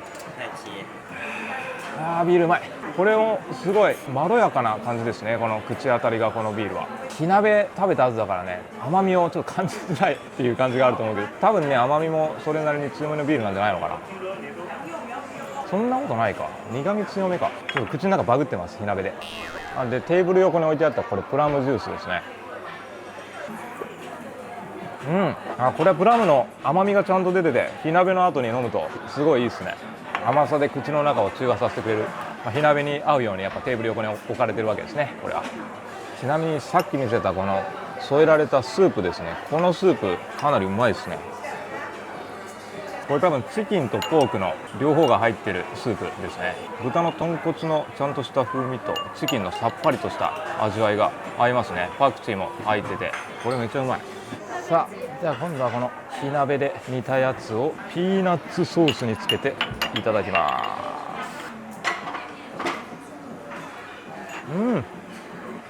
これがいいですね。やっぱめっちゃ辛いんでピーナッツの甘みがあるソースに浸すと、多分牛肉とかも合うと思いますね、この味わいは。ラムと牛肉はこのスパイシーな鍋だったらピーナッツソースですね、間違いなく。で豚骨の豚肉はこっちの醤油っぽい色合いの、これチリソースとかもかかってるんで若干辛みはあると思いますけど、豚骨に辛みはないのでこっちはこっちで合う気がする。これうまいですね。さっぱりと醤油っぽい味わいにエビの風味もついていて、そこに軽くピリッとチリオイルが効いていて、パクチーも中に入れてるんでね、いいアクセント。こういういろんな味わいの変化を楽しめるのがこの火鍋の楽しいところですよね。なんか奥の方でいきなり音楽が奏でられて盛り上がってますね。ハッピーバースデーか何かなのかな、わかんないけどいいですね。みんな楽しそうでいい笑顔してます。こんなサービスもしてくれる素敵なお店なんですね。はい、火鍋は間違いなく日本人でも楽しめるレストランですね。味自体はめちゃくちゃ美味しいってわけではないですけど、間違いのない味わいが食べられるというか、でもあそこのお店結構マップの中では評価が高くてですね、店員さんのホスピタリティが本当に素晴らしいですね。みんな笑顔で丁寧に接してくれます。で外出てきたらなんかあそこ奥の方にエアロビクスみたいなダンスで踊って楽しんでる人たちがたくさんいますね。これはなかなか日本では見られない光景ですね。ご年配の人たちが楽しそうにダンスしてますけど、微笑ましい光景ですよ。向かい側でもダンスしていますね。あっちこっちはエアロビクスっていうよりはなんか優雅な舞を奏でています。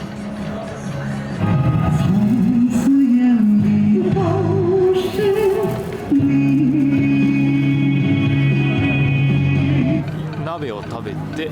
デザート甘いもんも食べたいなと思ってるんですけど、こっちの左手のデパートの中にあるみたいなんで行ってみます。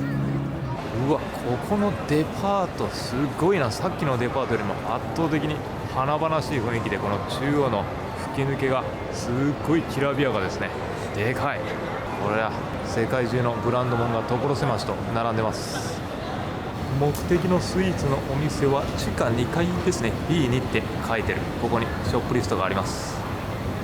ここのフロア結構いい感じのお店が並んでますね。これヘイティーっていうのはティーのお店ですね。お茶のお店があって、そしてこれは我らがジャパンに吉野家もあるじゃないですか。こっちには M スタンド、すごいおしゃれなマークのコーヒーのお店も見えてますし、右手にはまたティーのお店ですね。中国はやっぱこのティーのお店がすごいハイセンスです。さっきいたのが B1 で B2 にお目当てのお店があるっていうことで、ここですね。台湾発祥のスイーツが食べれるお店。これがメニュー表ですね。いろいろあるんですけど、タロイモとか芋系のものがたくさん添えられてるスイーツになるんですかね。小豆とかも乗ってますし、こっちは黒い液体だからなんかちょっと多分薬のような味のする中国のスイーツだとは思うんですけどね。酵素を使ったやつで、右の方にはなんか冷たいアイスみたいなのもありますね。ちょっとどれがいいかよくわかんないんで、この左側にあるやつかな。一般的なのが多分これなんだろうな。頼んでみよう。はい、やってきました。ちょっとメニューの名前は読めないんですけど、中に入ってるのが里芋や小豆、ハスの実、トーファーとかね、右手のこのプルプルのやつ、とにかく体にいいものがたくさん入ってるスイーツですね。台湾でよくあるやつ。台湾はね、何回か行ってるけど、これ食べたことないんですよね。下の氷と一緒にこの芋類もいただきます。このお芋のもちもち食感とほんのりお芋の風味、甘みが広がって、そしてこの氷もね、芋の風味、あとちょっとこう紅茶のような上品な風味も広がっていきますね。あとはこのもちもちとシャリシャリの食感、そして冷たいのがいいですね。そしてこの白いトーファー、これがうまいですね。豆乳の風味とミルクの甘みが口に広がってて、これもかき氷と合いそうですね。なんかこう自然由来の優しい甘みが広がっていくのがこのデザートはいいわ。小豆とかタピオカも中にたっぷり入ってます。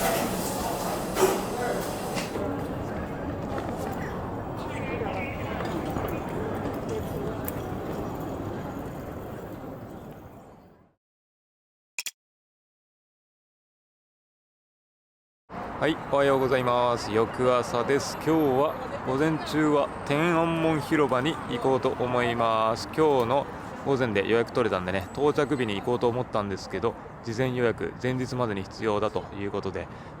場所なんですけど、ここに天安門広場があって、ただこの中に車で乗り入れること、タクシー乗り入れることはできないので、ホテルからタクシーでこの辺周辺に連れてきてもらいました。でちょっと歩いて中に入っていく必要があります。車で中に入っていけないって言われたエリアから歩いて今検索したら18分って出てきましたね。20分かからないくらい。いや、左手に見えているこのイチョウの木がとっても綺麗ですね。万里の長城はちょっとここよりも寒いから時期的に遅かったのでこの色合いは見れなかったですけど、街中は本当に綺麗に色づいてます。で予約の方法なんですけど、紹介したこの WeChat ですね、このアプリの中で天安門広場っていう風に検索したらミニプログラムって書かれているやつですね。これをタップしてここの個人予約ってやつからいろいろ書いてますけど、進んでいってこれですね、日付が出てくるんでタップして空いてる時間帯で予約できるという感じです。で予約したデータはここのなんとか記録って書いてるやつですね。右下のとこを押すとこんな感じで出てくるので、多分これとパスポート見せれば中に入っていけるんだと思います。こんな感じでここから警察っていうふうにあそこ書いてるけどチェックがあるんですね。はい、無事通過しました。さっきの警察のチェックが2回あったんですよね。で周り中国の人ばっかりで、中国の人はアイデンティフィケーションカードでピッと照らして中に入ってたんで、僕パスポートとさっきの WeChat のやつで大丈夫かなって心配になったんですけど、普通にその2つ見せたら難なく通過させてくれました。目の前に見えてますね、あれ天安門広場の有名な景色があそこまで歩いていきます。はい、で向こう側行こうと思ったんですけど、こんな感じで大行列ができてます。昨日の万里の長城に引き続いてどこに行ったって北京の主要の観光地は人でごった返してますね。引いてはいたけど、さっきの列をだいたい30分ぐらい並んで、最後に入念にセキュリティチェックとパスポートチェックを行って中に入ってくることができました。今目の前に見えてるこれがよくガイドブック、歴史の教科書でも見たことがありますね。天安門です。1949年10月に毛沢東がここ天安門の楼閣から中華人民共和国の設立を高らかに宣言しました。そしてこの手前側にある広場で拍手と歓声が渦巻いた場所であり、ここ天安門は中国の象徴的な場所になっています。奥にある紫禁城宮殿群の入り口にあたる部分ですね。これ向こうの方にも人が歩いてるから近くまで行くことができると思うんだけどな。ちょっと行ってみようかな。今回タクシーで来ましたけど、初めて来る人は地下鉄の方が分かりやすいですね。天安門東駅っていう1号線の駅降りてすぐのところに天安門広場があります。で手前側の天安門広場にやってきたんですけど、ここから見る天安門も本当に立派ですね。手前側にはまたこれ中国では特別な色合い、赤と黄色のガーデンがありますね。そしてこっち手前側がこんな広々とした広場。これちょっと映像だと伝わりにくいと思うんですよね。僕も写真とか動画で他で見ましたけど、こんなに規模がでかいのかと実際に来ると本当にびっくりします。これ今広角レンズなんでね、本当大きさ伝わりづらいんですよね。でこの辺にはまたいろいろ建物があるんですけど、今目の前に見えているこの建物が人民大会堂という建物ですね。ここは中国の政府の会議や国際的な行事が行われる場所です。毎年3月に全国人民代表大会が開かれて、中国の重要な決定がここでなされています。でこの左手手前側にある大きな塔、これが人民英雄記念碑ですね。天安門広場のまさに中心に建てられた記念碑で、中国の独立や発展のために尽くした人々への感謝の気持ちが込められています。そしてこの記念碑の向こう側にある建物が毛主席記念堂ですね。中国の初代国家主席である毛沢東の遺体が安置されています。中には毛沢東の功績を称える展示があって、中国の人たちが敬意を表すために訪れる場所です。でこっちの左手にも大きな建物があって、これが中国国家博物館ですね。中国の歴史や文化芸術について学べる場所になっていて、中国の古代から現代までの美術品や歴史的な遺物がたくさん展示されています。時間があったらここにも訪れたいですね。この博物館もとんでもなく大きな建造物っていうのが分かりますかね。下の人と比較したサイズ感を見ると。ここ天安門広場は世界でも最も広い公園の一つとして有名で、日本でも歴史の教科書で登場する場所でもありますね。天安門事件というのを僕も学校で習った記憶があるんですが、1989年に起きた事件で、多くの学生や市民が集まって中国政府に意見を伝えるためのデモが行われたんですよね。世界中で注目された事件で、今でも平和や自由について考える大切な出来事として知られています。そしてこの天安門という名前の由来自体も天の平和を守る門という意味になっています。この広場の中、門の手前側には大きな中国の国旗がありますね。これは毎朝国旗掲揚が行われています。でちなみに天安門の向こう側に行く前に、こっちの天安門広場は散策しといた方がいいですね。向こう側に入ったらもうこっち側に出てこれない一方通行になってるんで、先にここの広場に来て向こう側に行くのがいいと思います。ここの手前側に地下道がありますね。多分ここ抜けていったら向こう側に行けると思いますね。地下道抜けてきたら近くまで来れましたね。うわ、これはすごい。やっぱ感動しますね。これ教科書で見た光景が目の前に現れるっていうのは、昨日の万里の長城もそうですけど、これもまたスケールの大きなもんですね。近づいてきて、これ手前側が素敵なガーデンになってますね。綺麗に整えられたお庭でお花が咲き誇っています。そしてこの正面に見えている天安門、真ん中には毛沢東の肖像画、そして両サイドには文字があって、奥の方には中華人民共和国万歳、中国が永遠に続きますようにという意味の言葉ですね。国に対する祝福や愛国心も表現していて、右手には世界人民大団結万歳というふうに書いていて、世界中の人たちが団結して永遠に続きますように、つまり世界平和や協力団結を願うメッセージが書かれているということですね。でも今の世界の現状を見ていて、本当にそれが叶っているのかというと疑問なところではありますが、本当にこのような世界が訪れることを願うばかりです。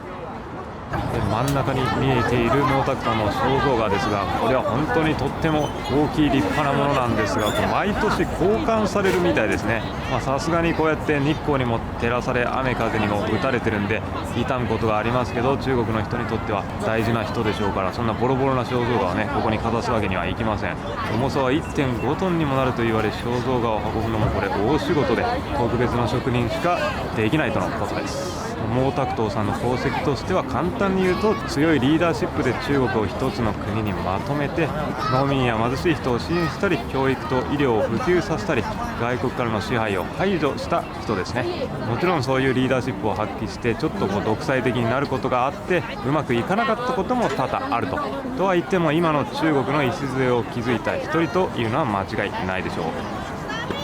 でさっきの天安門をくぐってくると目の前にあるこれが故宮博物院、紫禁城ですね。宮殿を見学することができるエリアになります。で紫禁城のこれ平面図なんですけど、ここが2つのエリアに分かれてるっていう風に考えると分かりやすいのかな。1つが外庁というパブリック公なスペースで、もう1つが内廷、皇族たちのプライベートなスペースですね。この上の部分がプライベートなスペース内廷になっていて、下の部分が外庁パブリックなスペースですね。でチケット売り場入り口南門がこの門ですね。この門から中に入っていって、この紫禁城で最も中心的な場所としてこの対話殿っていうのがありますね。この対話殿のエリアまでがパブリックなスペースになってて、その上が皇族のプライベートスペース内廷になっているということです。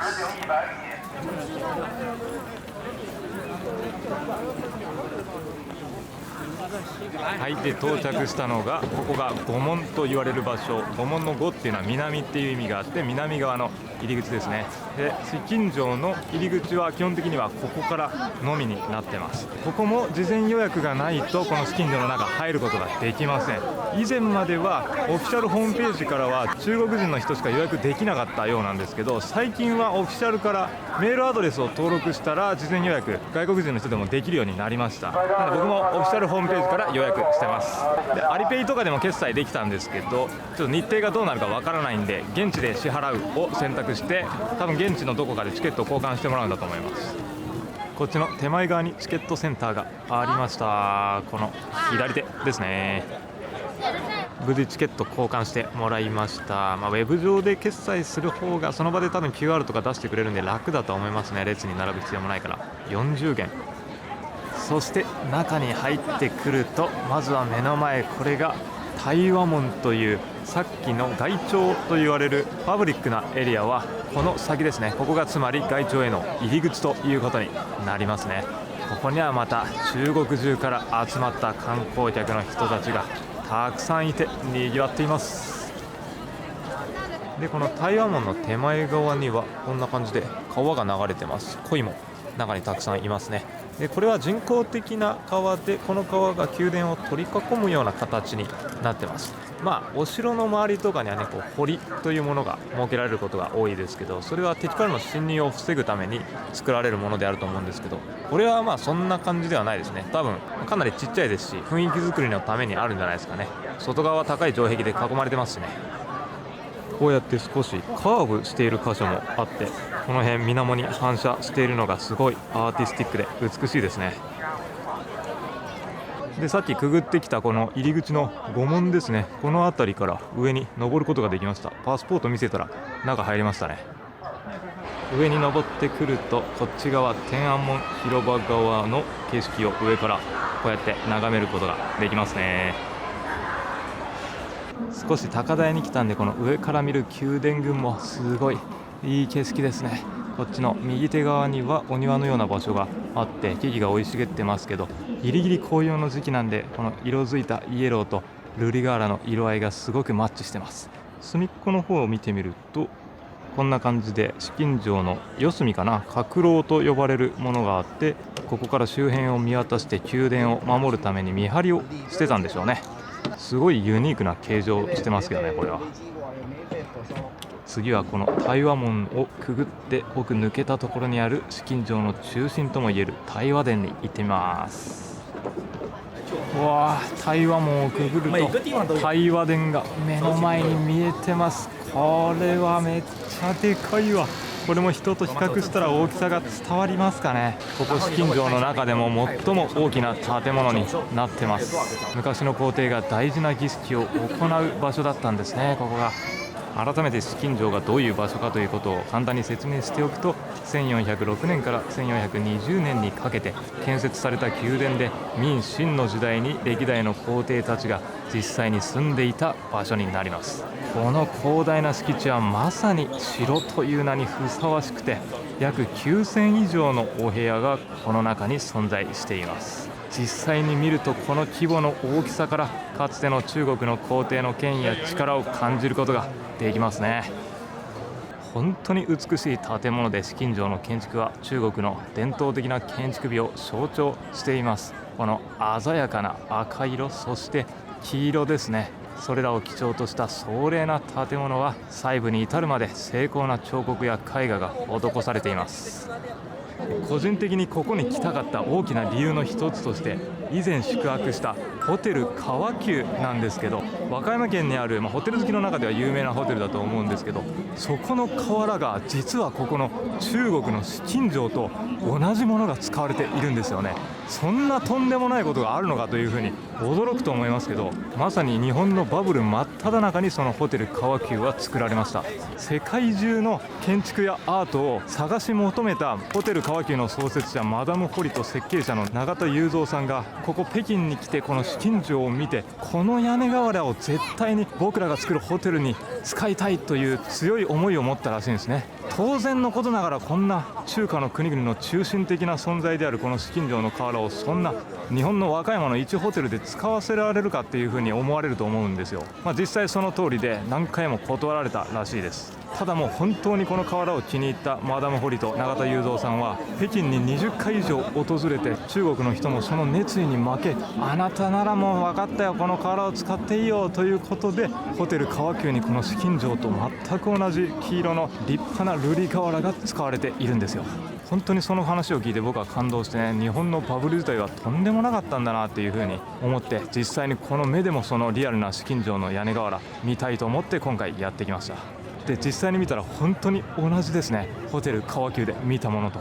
これは感動です。はい、でずっと北側へ歩いてくるとこんな感じで出口があります。呼吸博物院と書いてますけどね、一方通行なんでこっちからは入れません。そしてぐるっと反対側、こっち側に初日行った京山公園があるんですね。スケジューリングによっては天安門広場行って紫禁城行ってそのまま歩いてこうやって出てきて京山公園に登って上から絶景を眺めるっていうプランニングでもいいですね。それだったら効率が良さそう。ここから見ても公園の頂上のところにはたくさんの人だかりがあることがよくわかるわ。このお城の外側、堀の外から見る角炉もとっても綺麗ですね。あとは左手には色づいたイチョウも。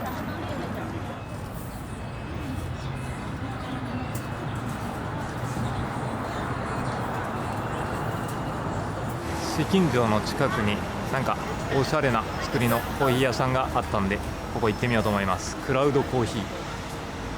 はい、で中入って結構こんな感じで写真映えするようなコーヒーのメニューもあったり、ハンドドリップのコーヒーとかラテとかフラットホワイトとか、一般的なコーヒーもあります。あとはこんな軽食とかショーケースの中にはチーズケーキとか、ケーキ類、中国菓子もありましたね。たこ焼きとかもあるし、ハンバーガーですね。これはなんか北京の旅行で結構いろんなところで見ましたね。有名なやつかな。日本のどら焼きもある。で注文したのはブラックシュガージンジャーミルクコーヒーってやつですね。これです。ラテアートもこだわってていい感じで、お店の内装もこんな感じですごいおしゃれな空間ですね。いただきます。うまいですね。黒糖が入ってるって言ってたからちょっと甘すぎるのかなと思ったんですけど、コーヒーの苦みもしっかり効いててほんのり甘みがある感じで、ジンジャーもいいアクセント。ハンドドリップもねちょっと値段はしましたけど78元ぐらい。コーヒー好きとしては気になりますね。外観も内装もすごい雰囲気がいいし、ワイルドチーズの評価も高かったんで、その辺の京山公園紫禁城を観光した後に立ち寄るのおすすめですね。紫禁城から一歩外に出てきたらこんな感じで街路樹が立ち並ぶすごい素敵な通りになってますね。でこの辺の建物は北京の古き良き伝統的な建築物が立ち並んでいるエリアになってるんですよね。なんかでもこれ石造りの建物なんでちょっと西洋風な雰囲気も感じられますよね。この北京の古い街並みっていうのは、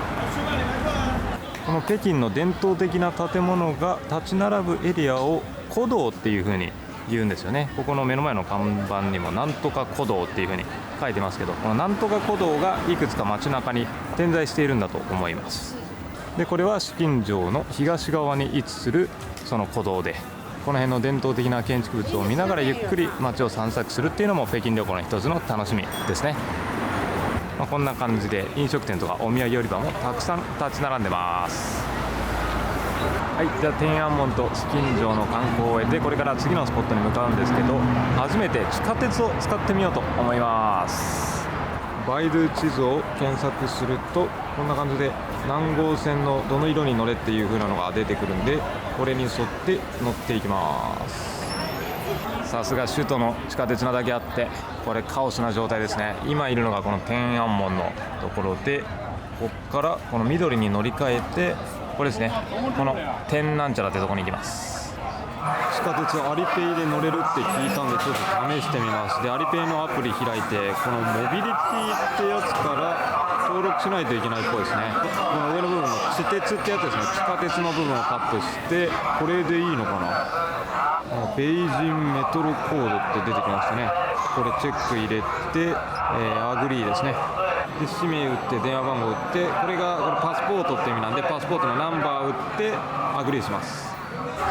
そしたらサクセスフリーって出てきましたね。 Use now。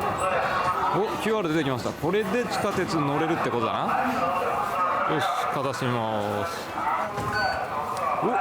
乗れた、通りました。Welcome to the station って出てきてますね。これは便利だね。日本も PayPay とか楽天ペイとかでピッて乗れるようにしてほしいですね。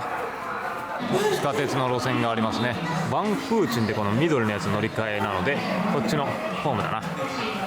で上海と同じようにこれ電光掲示板、テレビかにあと何分で電車が来るっていう風に分数まで書いてくれてますね。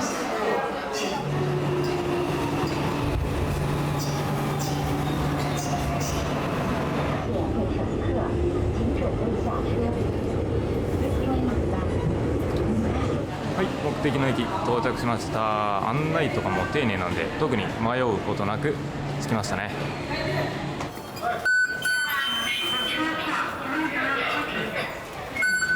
左手が駅で、これから行くのは天壇公園というまた北京の中では有名な観光スポットの一つですね。で駅出たらこれ素晴らしいイチョウが色づいていてまた綺麗な景色が広がってますね。写真撮ってる人たちもたくさんいますけど、右上には監視カメラもありますね。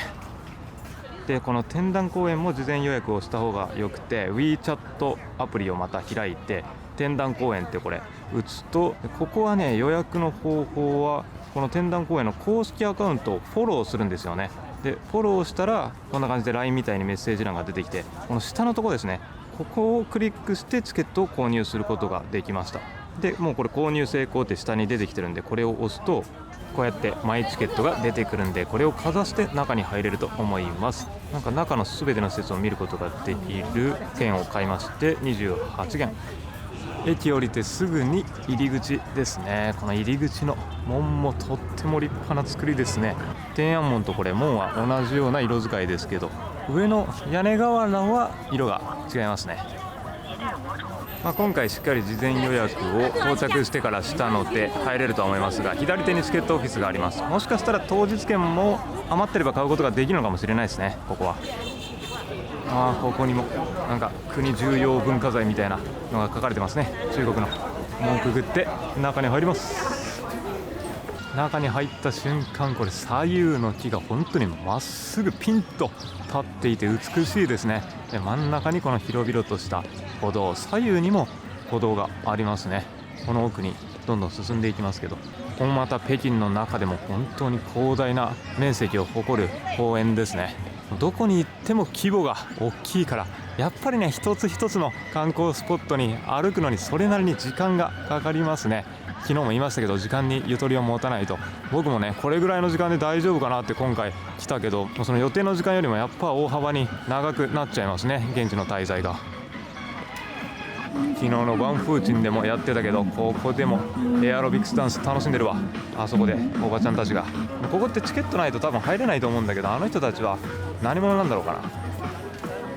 で進んでいくとまた目の前に立派なもんが登場するんですけど、お昼ご飯まだ食べてないんでね、ここ敷地内の中にいい感じのレストランがあるんで食べようかなと思います。バイドゥ地図の評価見ても 4.2 って結構高かったんで、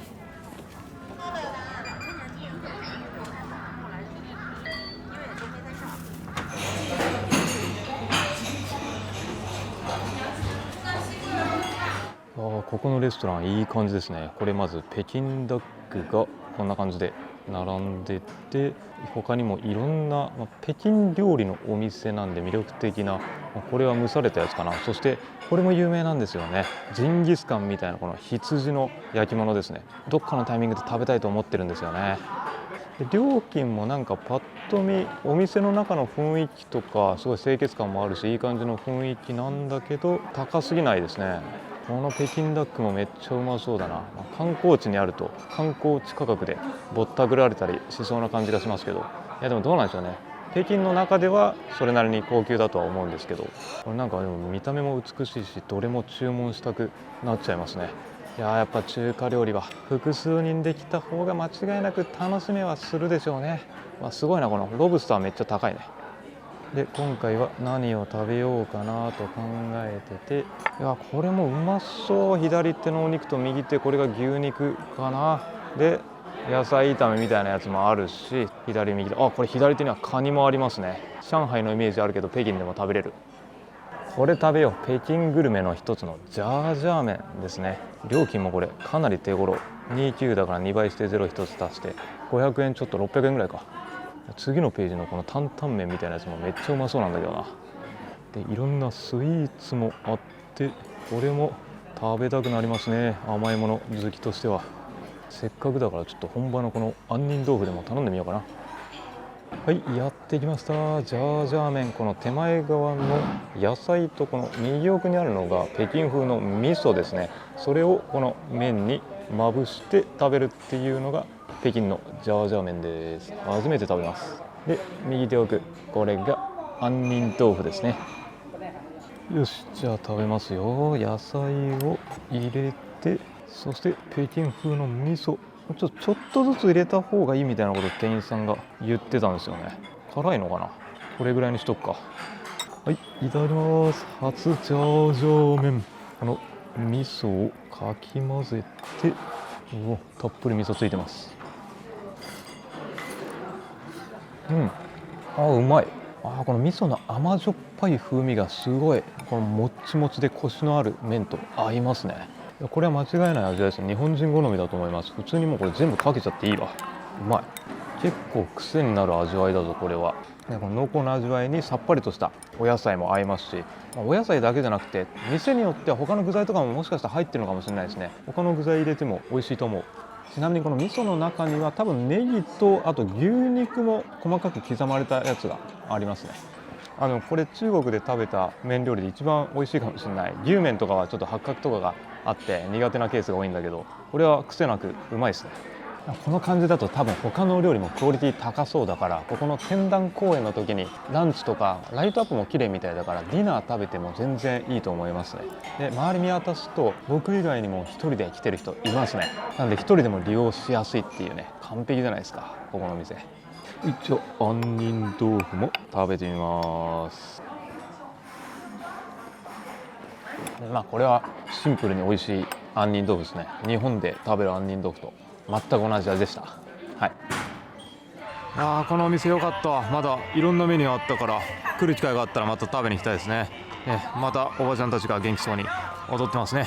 中国のおばちゃんは人生楽しそうですね。さあ、そして門をくぐってさらに先に進みます。このど真ん中に大きな監視カメラがあるところがまた中国らしいですね。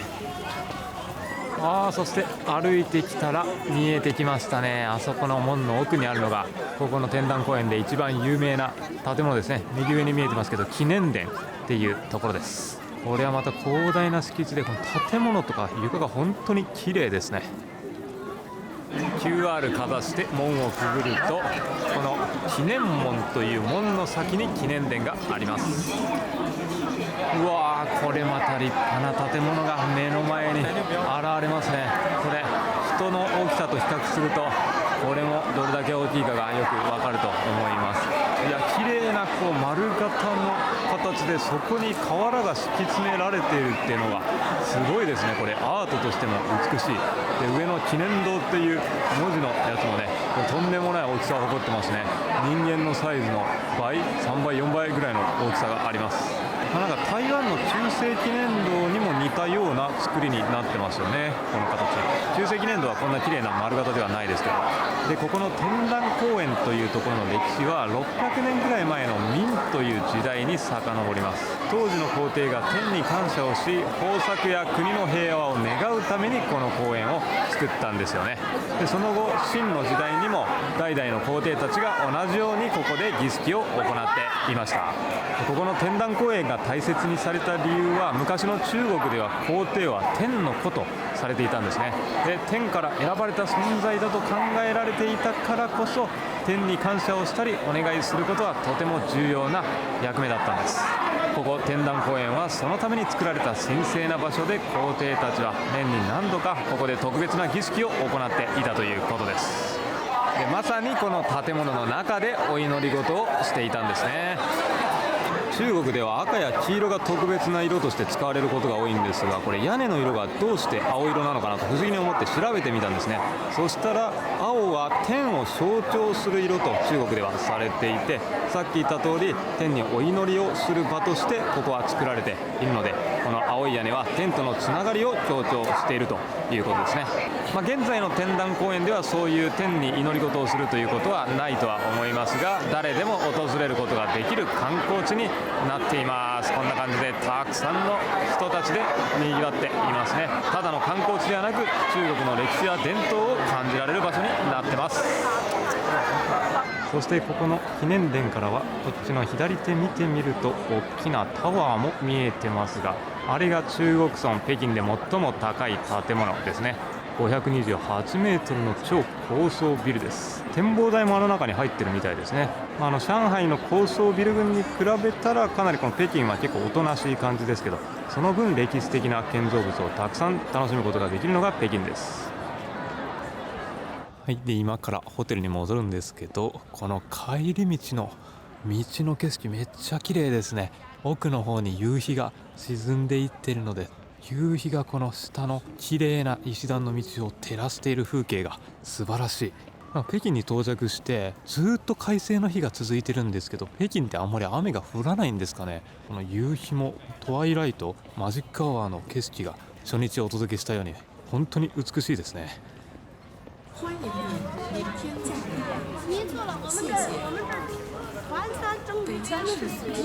はい、で今日は泊まっていたホリデイインをチェックアウトして、目の前にあるルネッサンスホテルワンフーチン、ここで2泊ホテルステイを楽しもうと思ってます。北京でいくつかマリオット系列のホテルを探してみたんですけど、リッツ・カールトンとかセントレジスとか JW マリオット、そのあたりもあったんですが、個人的にはこのルネッサンスホテルが一番良さげな感じがしたので、立地もいいですし、ラウンジから紫禁城とかも確か見られるんじゃないのかな。マリオットプラチナエリートの特典とかも十分に受けられそうなので楽しみです。外観素敵ですね。これ目の前が車寄せですね。両サイドにシーサーみたいなやつがいますね。中国らしく。わあ、これ中入った瞬間のロビーめちゃくちゃ素敵ですね。目の前に What inspires you っていう風に書いてますけどね、どんなものを連想させるかオブジェが置かれてます。でルネッサンスと書かれて、右手はこれきらびやかにゴールドに輝く華々しい感じ、これが中国らしいですね。なんかで右手はロビーラウンジになってるのかな。バーも奥の方に見えてますし、ショーケースの中にケーキもあります。でこっちの左手も圧巻ですね。これ目の前にあるのがレセプションで、なんか本棚のような作りで天井まで本が敷き詰められていますね。いやー、今まで泊まったマリオット系列のホテルの中でもこれはだいぶハイセンスなレセプションですね。はい、そしてチェックインしてプラチナエリートの特典で上層階にアップグレードしてもらいました。17階が最上階でクラブラウンジもあって16階ですね。エレベーター出た瞬間にこれまたシーサーがお出迎えです。これはいい味出してますね。今回もボトムの客室を予約して、キング1台ゲストルームっていう客室だったんですけど、そこから2段階アップグレードされて上層階高層階とあって高層階のお部屋になりました。ここですね、1648。じゃあルームツアー行きます。はい、お部屋の中入ってきて、右手にここに荷物を置くスペースで、真ん中に大きな鏡があって、こっち側に大きなキングベッドが真ん中にズドンとあります。この右手は今日のお昼紹介した古道、北京の古き良き街並みを表現した絵画がベッドボードとしてありますね。いや、こんな広々とした客室でゆっくりできるっていうのは最高ですね。さすが5つ星ホテルのルネッサンスです。で、左手にテレビがあって、奥の方にはこれまたくつろげそうなオットマン付きのチェアがありますね。で、こっち側にはここで動画編集めちゃくちゃはかどりそうですね。大きなデスク、そしてデスクチェアも右手にあって、真ん中にはこれ多分プラチナエリートのウェルカムギフトとしてフルーツを置いてくれてますね。あとはこれはウイスキーか何かが置かれてるのかな。やっぱシティホテルなだけあってビジネスマン向けって感じがしますよね。この辺はコートとかスーツとかをかけるやつで、ここは小物置きになるのかな。で、これはズボンをかけるやつですよね、多分。で、眺望はちょっとこっち側が明るいから夜の時間だと見えづらいんですけど、こんな感じでシティビューになってますね。奥の方に北京一のタワーが見えてますかね。明るいから見えづらいな。ちょっと部屋の電気消すか。電気消すとこんな感じで高層ビル群が目の前に見えています。上海と違ってやっぱ北京は歴史的な建造物を大切にしたいことから、こっちの紫禁城とか天安門広場があるエリアは多分高い建物を建てないようにしてるんでしょうね。なんであっちの離れたところに高層ビル群がたくさん建ってます。残念ながら紫禁城ビューにはアップグレードはされませんでした。人気みたいですね、そっちのお部屋はやっぱり。で、こっちの手前側がミニバースペースになってて、ケトルとかコーヒーとかかな、インスタントのあったり、冷蔵庫の中には有料だと思いますけどドリンク類、そしてここにはワインとかスナックが入ってて、上にはマグカップか。そしてバスルームは今日は一人で泊まるんで、洗面台大きなものが一つあって使い勝手が良さそうですね。こっち側にはお水やコップ、そしてアメニティはソープがあって、これなんだ、これボディローションですね。中には各種アメニティがこんな感じで揃ってます。あとは下にはタオル類とか、これ袋からも取り出しちゃいましたけど、ドライヤーはこれフィリップスのやつが使われてますね。そして拡大鏡もあるし、こっちがいいですね。これバスルームがめちゃくちゃ広々としてる。絶対これ足余裕で奥まで伸ばすことができるし、深さもあるタイプだから、これは旅の疲れが取れそう。で、奥がこれ窓側だから、あそこ多分開けることできますね。そして左手にはシャワー、ハンドシャワーもあるし、上にはレインシャワーもついてます。そしてアメニティ、シャンプー、コンディショナー、ボディーソープと揃ってます。いや、これは快適なバスタイム過ごせそうですね。で、ここにスイッチがあって、これオープンにすると奥の方のシャッターが上に上がっていってますね。はい、そしてちょっと暗くしてこのバスタブに浸かりながら、さっき見た北京の夜景を奥の方見ることができるっていうことですね。そしてトイレは洗面台のこっち左手側にあります。で、玄関のところにこんな大きなクローゼットがあって、バスローブとかアイロンとか室内用のスリッパとかいろいろ置かれてますね。はい、でこれからクラブラウンジに行ってディナーを食べてもいいんですけど、今回は北京の観光期ってことなんで、それよりも外でグルメ楽しんだ方が皆さんにも参考になるかなと思うんで、今日の夜は外で食べます。で、明日は一日クラブラウンジ堪能したいと思ってます。はい、で今夜夕ご飯でやってきたのがこっち側の右手のお店ですね。途中でも言いましたけど、北京は羊肉ですね、食べる文化があって、日本でいうジンギスカンのようなものが食べられるみたいなんで、その有名なお店が今目の前にあるお店ですね。ここに行ってみます。お店に入ってメニュー表がこれですね。一番最初のページにあるのがこの焼肉のプレートみたいなやつで、これ人気って書いてて、これはでも牛肉なんですよね。で、次のページ見ると、これはなんかちょっと品質が高くなったやつなのかな。牛肉、これもリブアイビーフっていう風に書いてますね。あとは次のページ、これがマトン、羊肉のジンギスカンみたいなやつですね。せっかくだからこれいただこうかな。なんでロースティッドラムチョップとかもあるし、こういうお肉料理をたくさん、これも人気なんですよね。ラムの串焼き、こんな感じでね、北京ではラムがたくさん食べられます。あとは、いろんな北京料理、中華料理がたくさんメニュー表には書かれてますね。焼肉なんでビール頼みましょう。これ昨日の夜飲んだビールと多分同じじゃないかな。ローカルビールのやつ一番上10元って安いな。ビールがだいたい200円ぐらい。 Okay. Thank you。やってきました。こんな感じで鉄板でグツグツと焼かれたお肉がどっさりと乗ってます。で下火つけてくれてるんで冷めないようになってます。熱々でいただけます。いやでもこれ1人だったら結構な分量だけどね、頑張って食べようと思います。 500g だからね。さあ焼肉にはビール。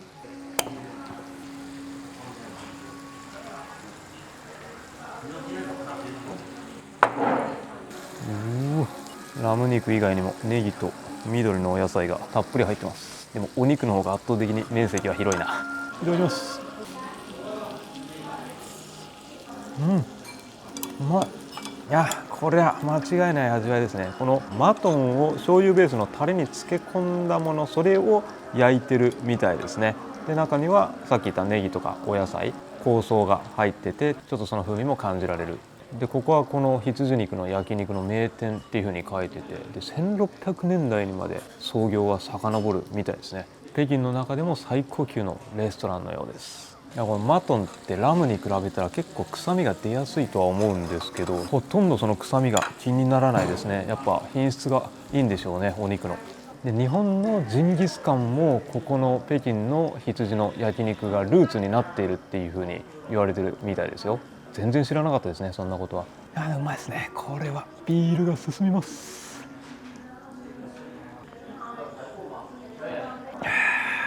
いやうまいね。焼肉にビール最高。これはうまい。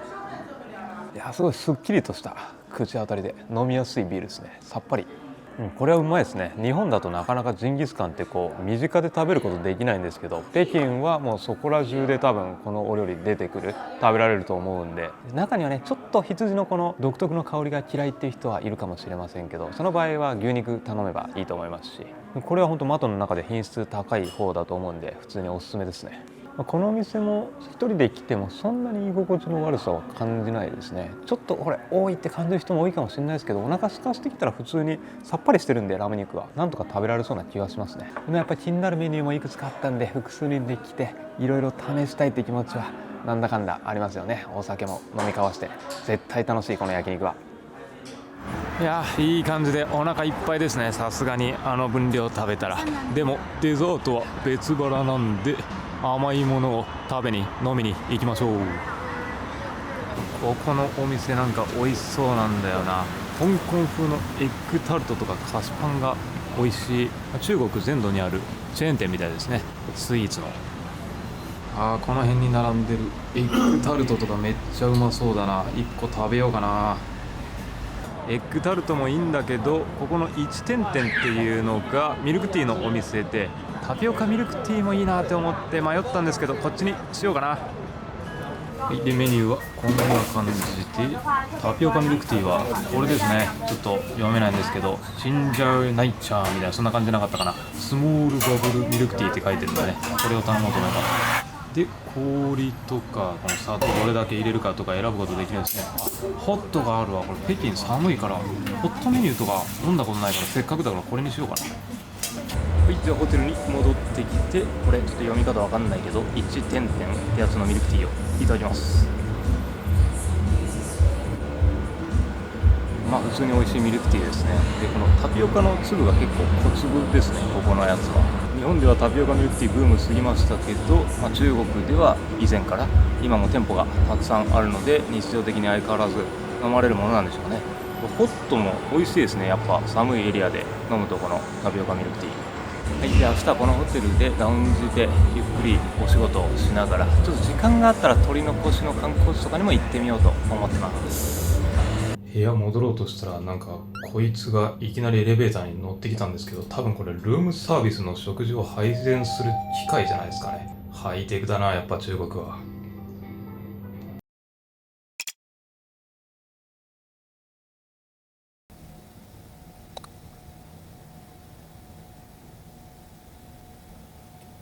はい。で、翌朝はクラブラウンジに来てみました。で、ラウンジの中はたくさんの椅子テーブルが並んでいて、奥の窓から素晴らしい景色が見えるんですが、その前にひとまず朝のラウンジ飯です。こんな感じで手前側にサラダ、奥にパン、そしてジャージャー麺などのライブキッチンやホットミールも並んでいて、ラウンジ飯のラインナップやクオリティはなかなか良かったですよ、ここのホテル。こんな感じで朝食取ってきました。美味しそうですよね。一つ前に泊まっていたホリデイインでも飲んだんですけど、真ん中奥の温かい豆乳が本当に気に入りましたね。日本でもこれ飲みたい。そして窓際に座ったんですけど、こっちの窓の奥にはこの景色ですよ。北京の街並みを一望できます天安門広場や紫禁城もここから綺麗に全景を見渡すことができるんですよね。こんな北京らしい素晴らしい景色を望むこともできて、アクセスも抜群なんで、やっぱりこのルネッサンスホテルは北京旅行ではおすすめですね。ちなみに夜のラウンジも麺料理や麻婆豆腐とか、チキンとかももちろんあったんで、ラウンジで夕食を済ませることも全然できるなっていう風に思いました。夕方から夜の時間はもちろんこんな感じでお酒も準備されています。この辺にはウイスキー、カクテル、そしてもちろんビールやワイン、スパークリングなどもあります。そして夕方のサンセットの時間帯の景色も本当に素晴らしくて、こっちの方角には沈みゆく夕日を眺めることができて、その光が照らす北京の街並みも本当に美しいですね。この夕方の景色を見て本当にこのホテルに泊まってよかったなと心から思いました。はい、お昼頃になって行こうと思ったけどまだ行けてなかった大門前街という北京の中でもまた有名なショッピングストリートですね。そこに向かいたいと思います。ここから大門前街までは徒歩地下鉄合わせて20分ちょっとで到着できます。ちなみに日本にもありますが、中国もシェアサイクルは結構使われていて、こんな感じでいろいろカラーがあるんですよね。このグリーンのカラーと水色のカラーと、あと黄色のカラーもあると思うんですけど、日本人観光客が使いやすいのはこの水色のやつはアリペイをかざして乗ることができるみたいですね。なんでチャリで行ける範囲だったらこれを使うっていうのもありです。はい、全門大街にやってきました。ここも北京を代表するショッピングストリートの一つですね。で、この前訪れたワンフーチンは近代的なデパートがたくさん立ち並んでいる大きなビルがね、印象的だったんですけど、こっちは昔ながらの歴史的な建造物をそのまま残して北京の伝統と現代の雰囲気を融合させたエリアになっているんですよね。そして振り返ったところにこんな大きな建物があるんですけど、ここが全門大街って言いましたけど、その全門と呼ばれる建物ですね。目の前で見ると本当に大きくて迫力があるんですけど、これが昔は北京の街を守るための重要な入り口だったんですね。門の上にある廊から遠くまで見渡せるようになっていて、昔の人たちは敵が来るのを見張ったり、重要な行事の時に使ったりしていたということです。でもこの辺りはバスの作りなんか見てもすごいレトロな感じがしますよね。右下とかだから本当に観光地化されてるっていうのがよく分かりますね。北京オリンピックをきっかけに大規模な観光地化がされたっていうふうには書かれてました。ちなみにここ左右にレールがありますよね。昔使われていた、これは路面電車の跡ですね。昔はここが本当に繁華街中心地として機能していたので、路面電車も中まで乗り入れていたというわけです。で、これ右手に路面電車見えてますけど、これは観光用の列車で、多分この手前側から奥の方までここのストリートが1キロぐらいに及んで商業施設、ショッピングストリートになっているので、それを結ぶ観光路面電車なんじゃないのかなと思います。今地下鉄が発達したんでね、その路面電車とかは必要なくなったということですね。赤や黄色が権力であったり富を象徴する色合い、そして青が天を表すみたいなことを今までの旅行記で言ったと思いますが、これは屋根が緑色ですね。緑色も中国では意味のある色合いで、平和や安定、成長を意味する色とされて、自然との調和や繁栄を象徴しているとのことです。で、また緑色の屋根は風水的にもいい影響を与えるとされているようで、建物を守って訪れる人々に良い運気をもたらすと信じられてます。左側スターバックス見えてますけど、このロゴマークは緑色とうまく調和してますね。世界中のこの歴史的な建造物に調和したスターバックスっていうのはやっぱり見応えがありますよね、どの街に行っても。でここの門入ったところすぐのところですね、このお店でちょっと気になるご飯があるんで、北京グルメですね、食べようと思います。これですね、ちょっと珍グルメというか得体の知れないものな気がするんですけど、これ知り合いの YouTuber のアンタビさんが食べててちょっと気になったんで食べてみます。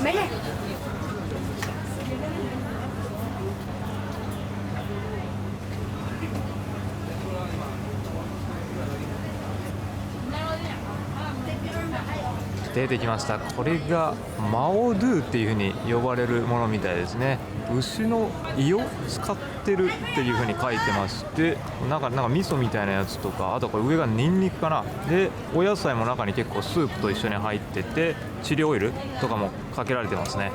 どんな味がするんだろう。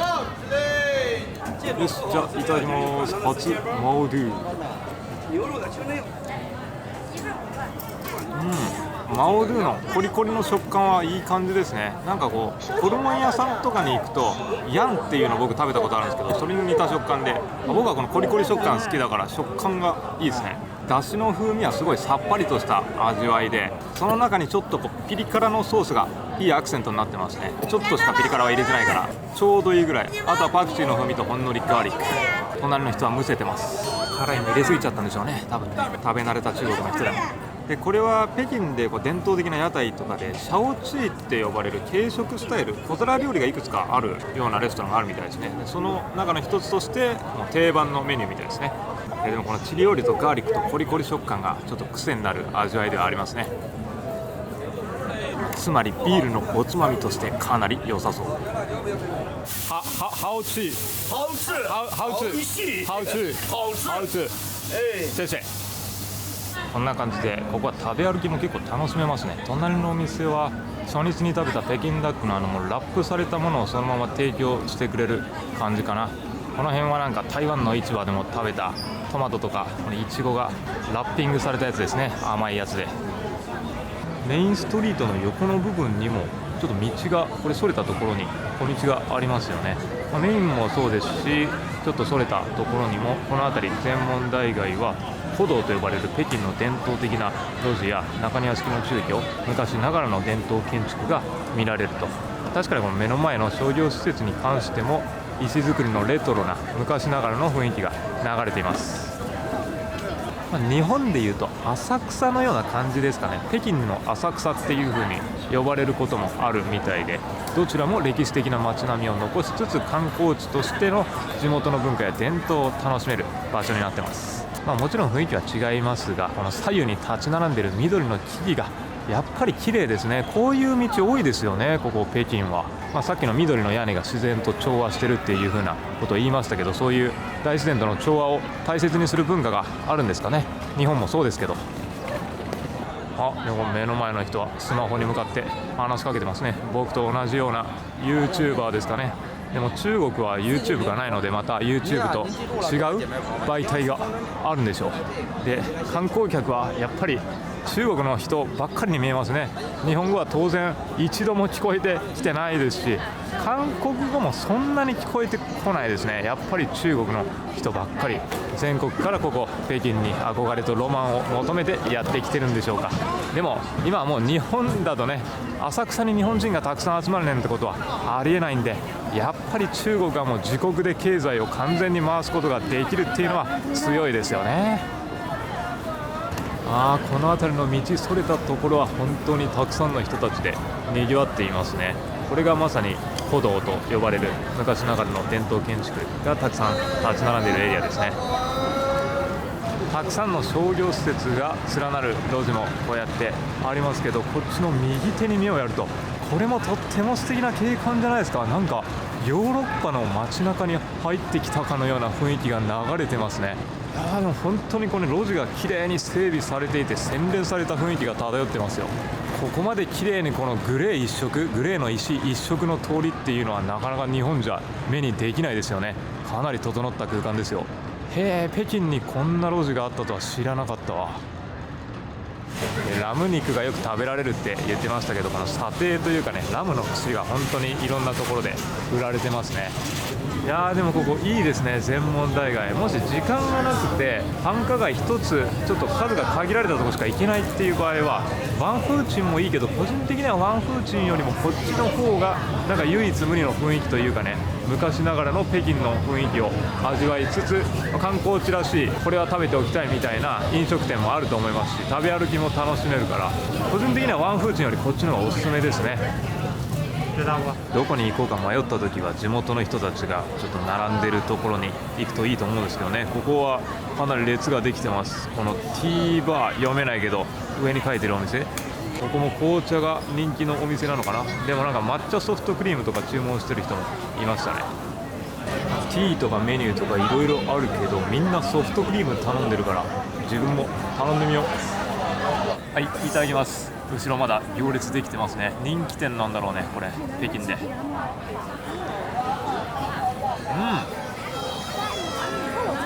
確かに美味しい。これいや、抹茶の香りがめっちゃ口の中に広がっていく、すごい濃厚な風味がする。やっぱ中国はね、お茶が盛んな国なんで、こういうもののクオリティも高いんでしょうね。10元で200円だからそんな高くもないし、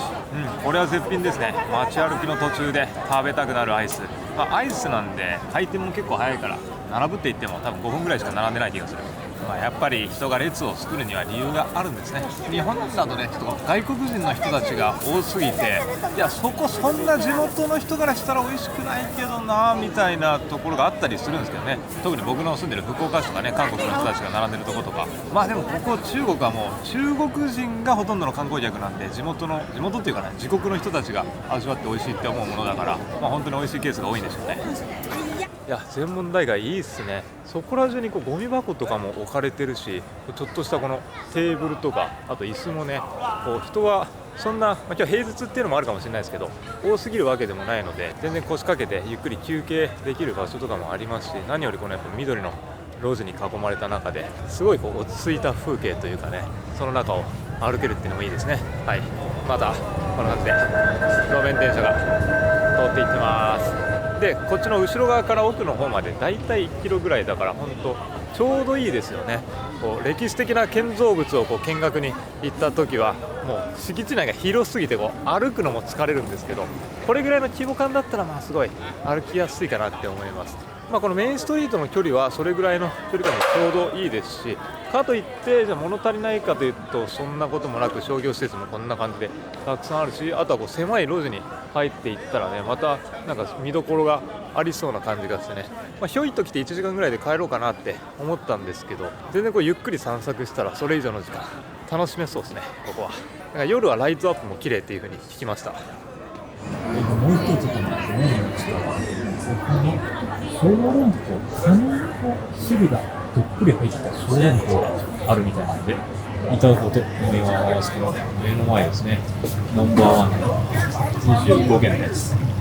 あとは、なんか目の前のなんてやつですね、これが気になるんで頼んでみましょうか。これ、下のやつが豆乳だけど、これ検索すると古いヨーグルトって出てきましたね。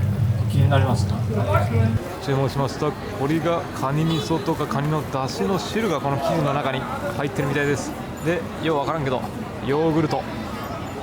でこれはね、そのままかぶりつくようなものじゃなくて、このストローで吸うみたいですね。最初うまっ。もうそのままですね。カニ味噌とカニの風味、あとちょっと細かくすり切れたカニの身もね、一緒に吸うことができて、これは嫌いな人いないんじゃないですかね。うまい。でもこれ食べようとしたらね、汁が出てきちゃうわ。食うのむずいな。もっと汁を吸わなきゃいけないってことか。Sorry？ なんかよくわからんけど、これ飲むのかいみたいなのを掃除のおばちゃんに言われたんですけどね。なんかそんな珍しいやつなのかな。その前にこれ食べなきゃ。うわー、汁が出てくるけどもういっちゃうわ。これパクッといったら汁がブチュってなるかも。いけるいける。中にミートボールみたいなやつと本当にカニの出し汁が入ってる。普通に間違いないうまさなんだけど、すっごい食べにくい。これこぼれた汁この皿が受け止めてくれるかと思ったら、これね下が空洞っていうか網目になってるから、どんどん汁が下に漏れちゃってるわ。汁を全部吸ってから食べるのかな、これよくわからん。まあとりあえずうまかったわ。はい、で次これ飲んでみます。腐ったヨーグルトって書いてたからな、大丈夫なのかな。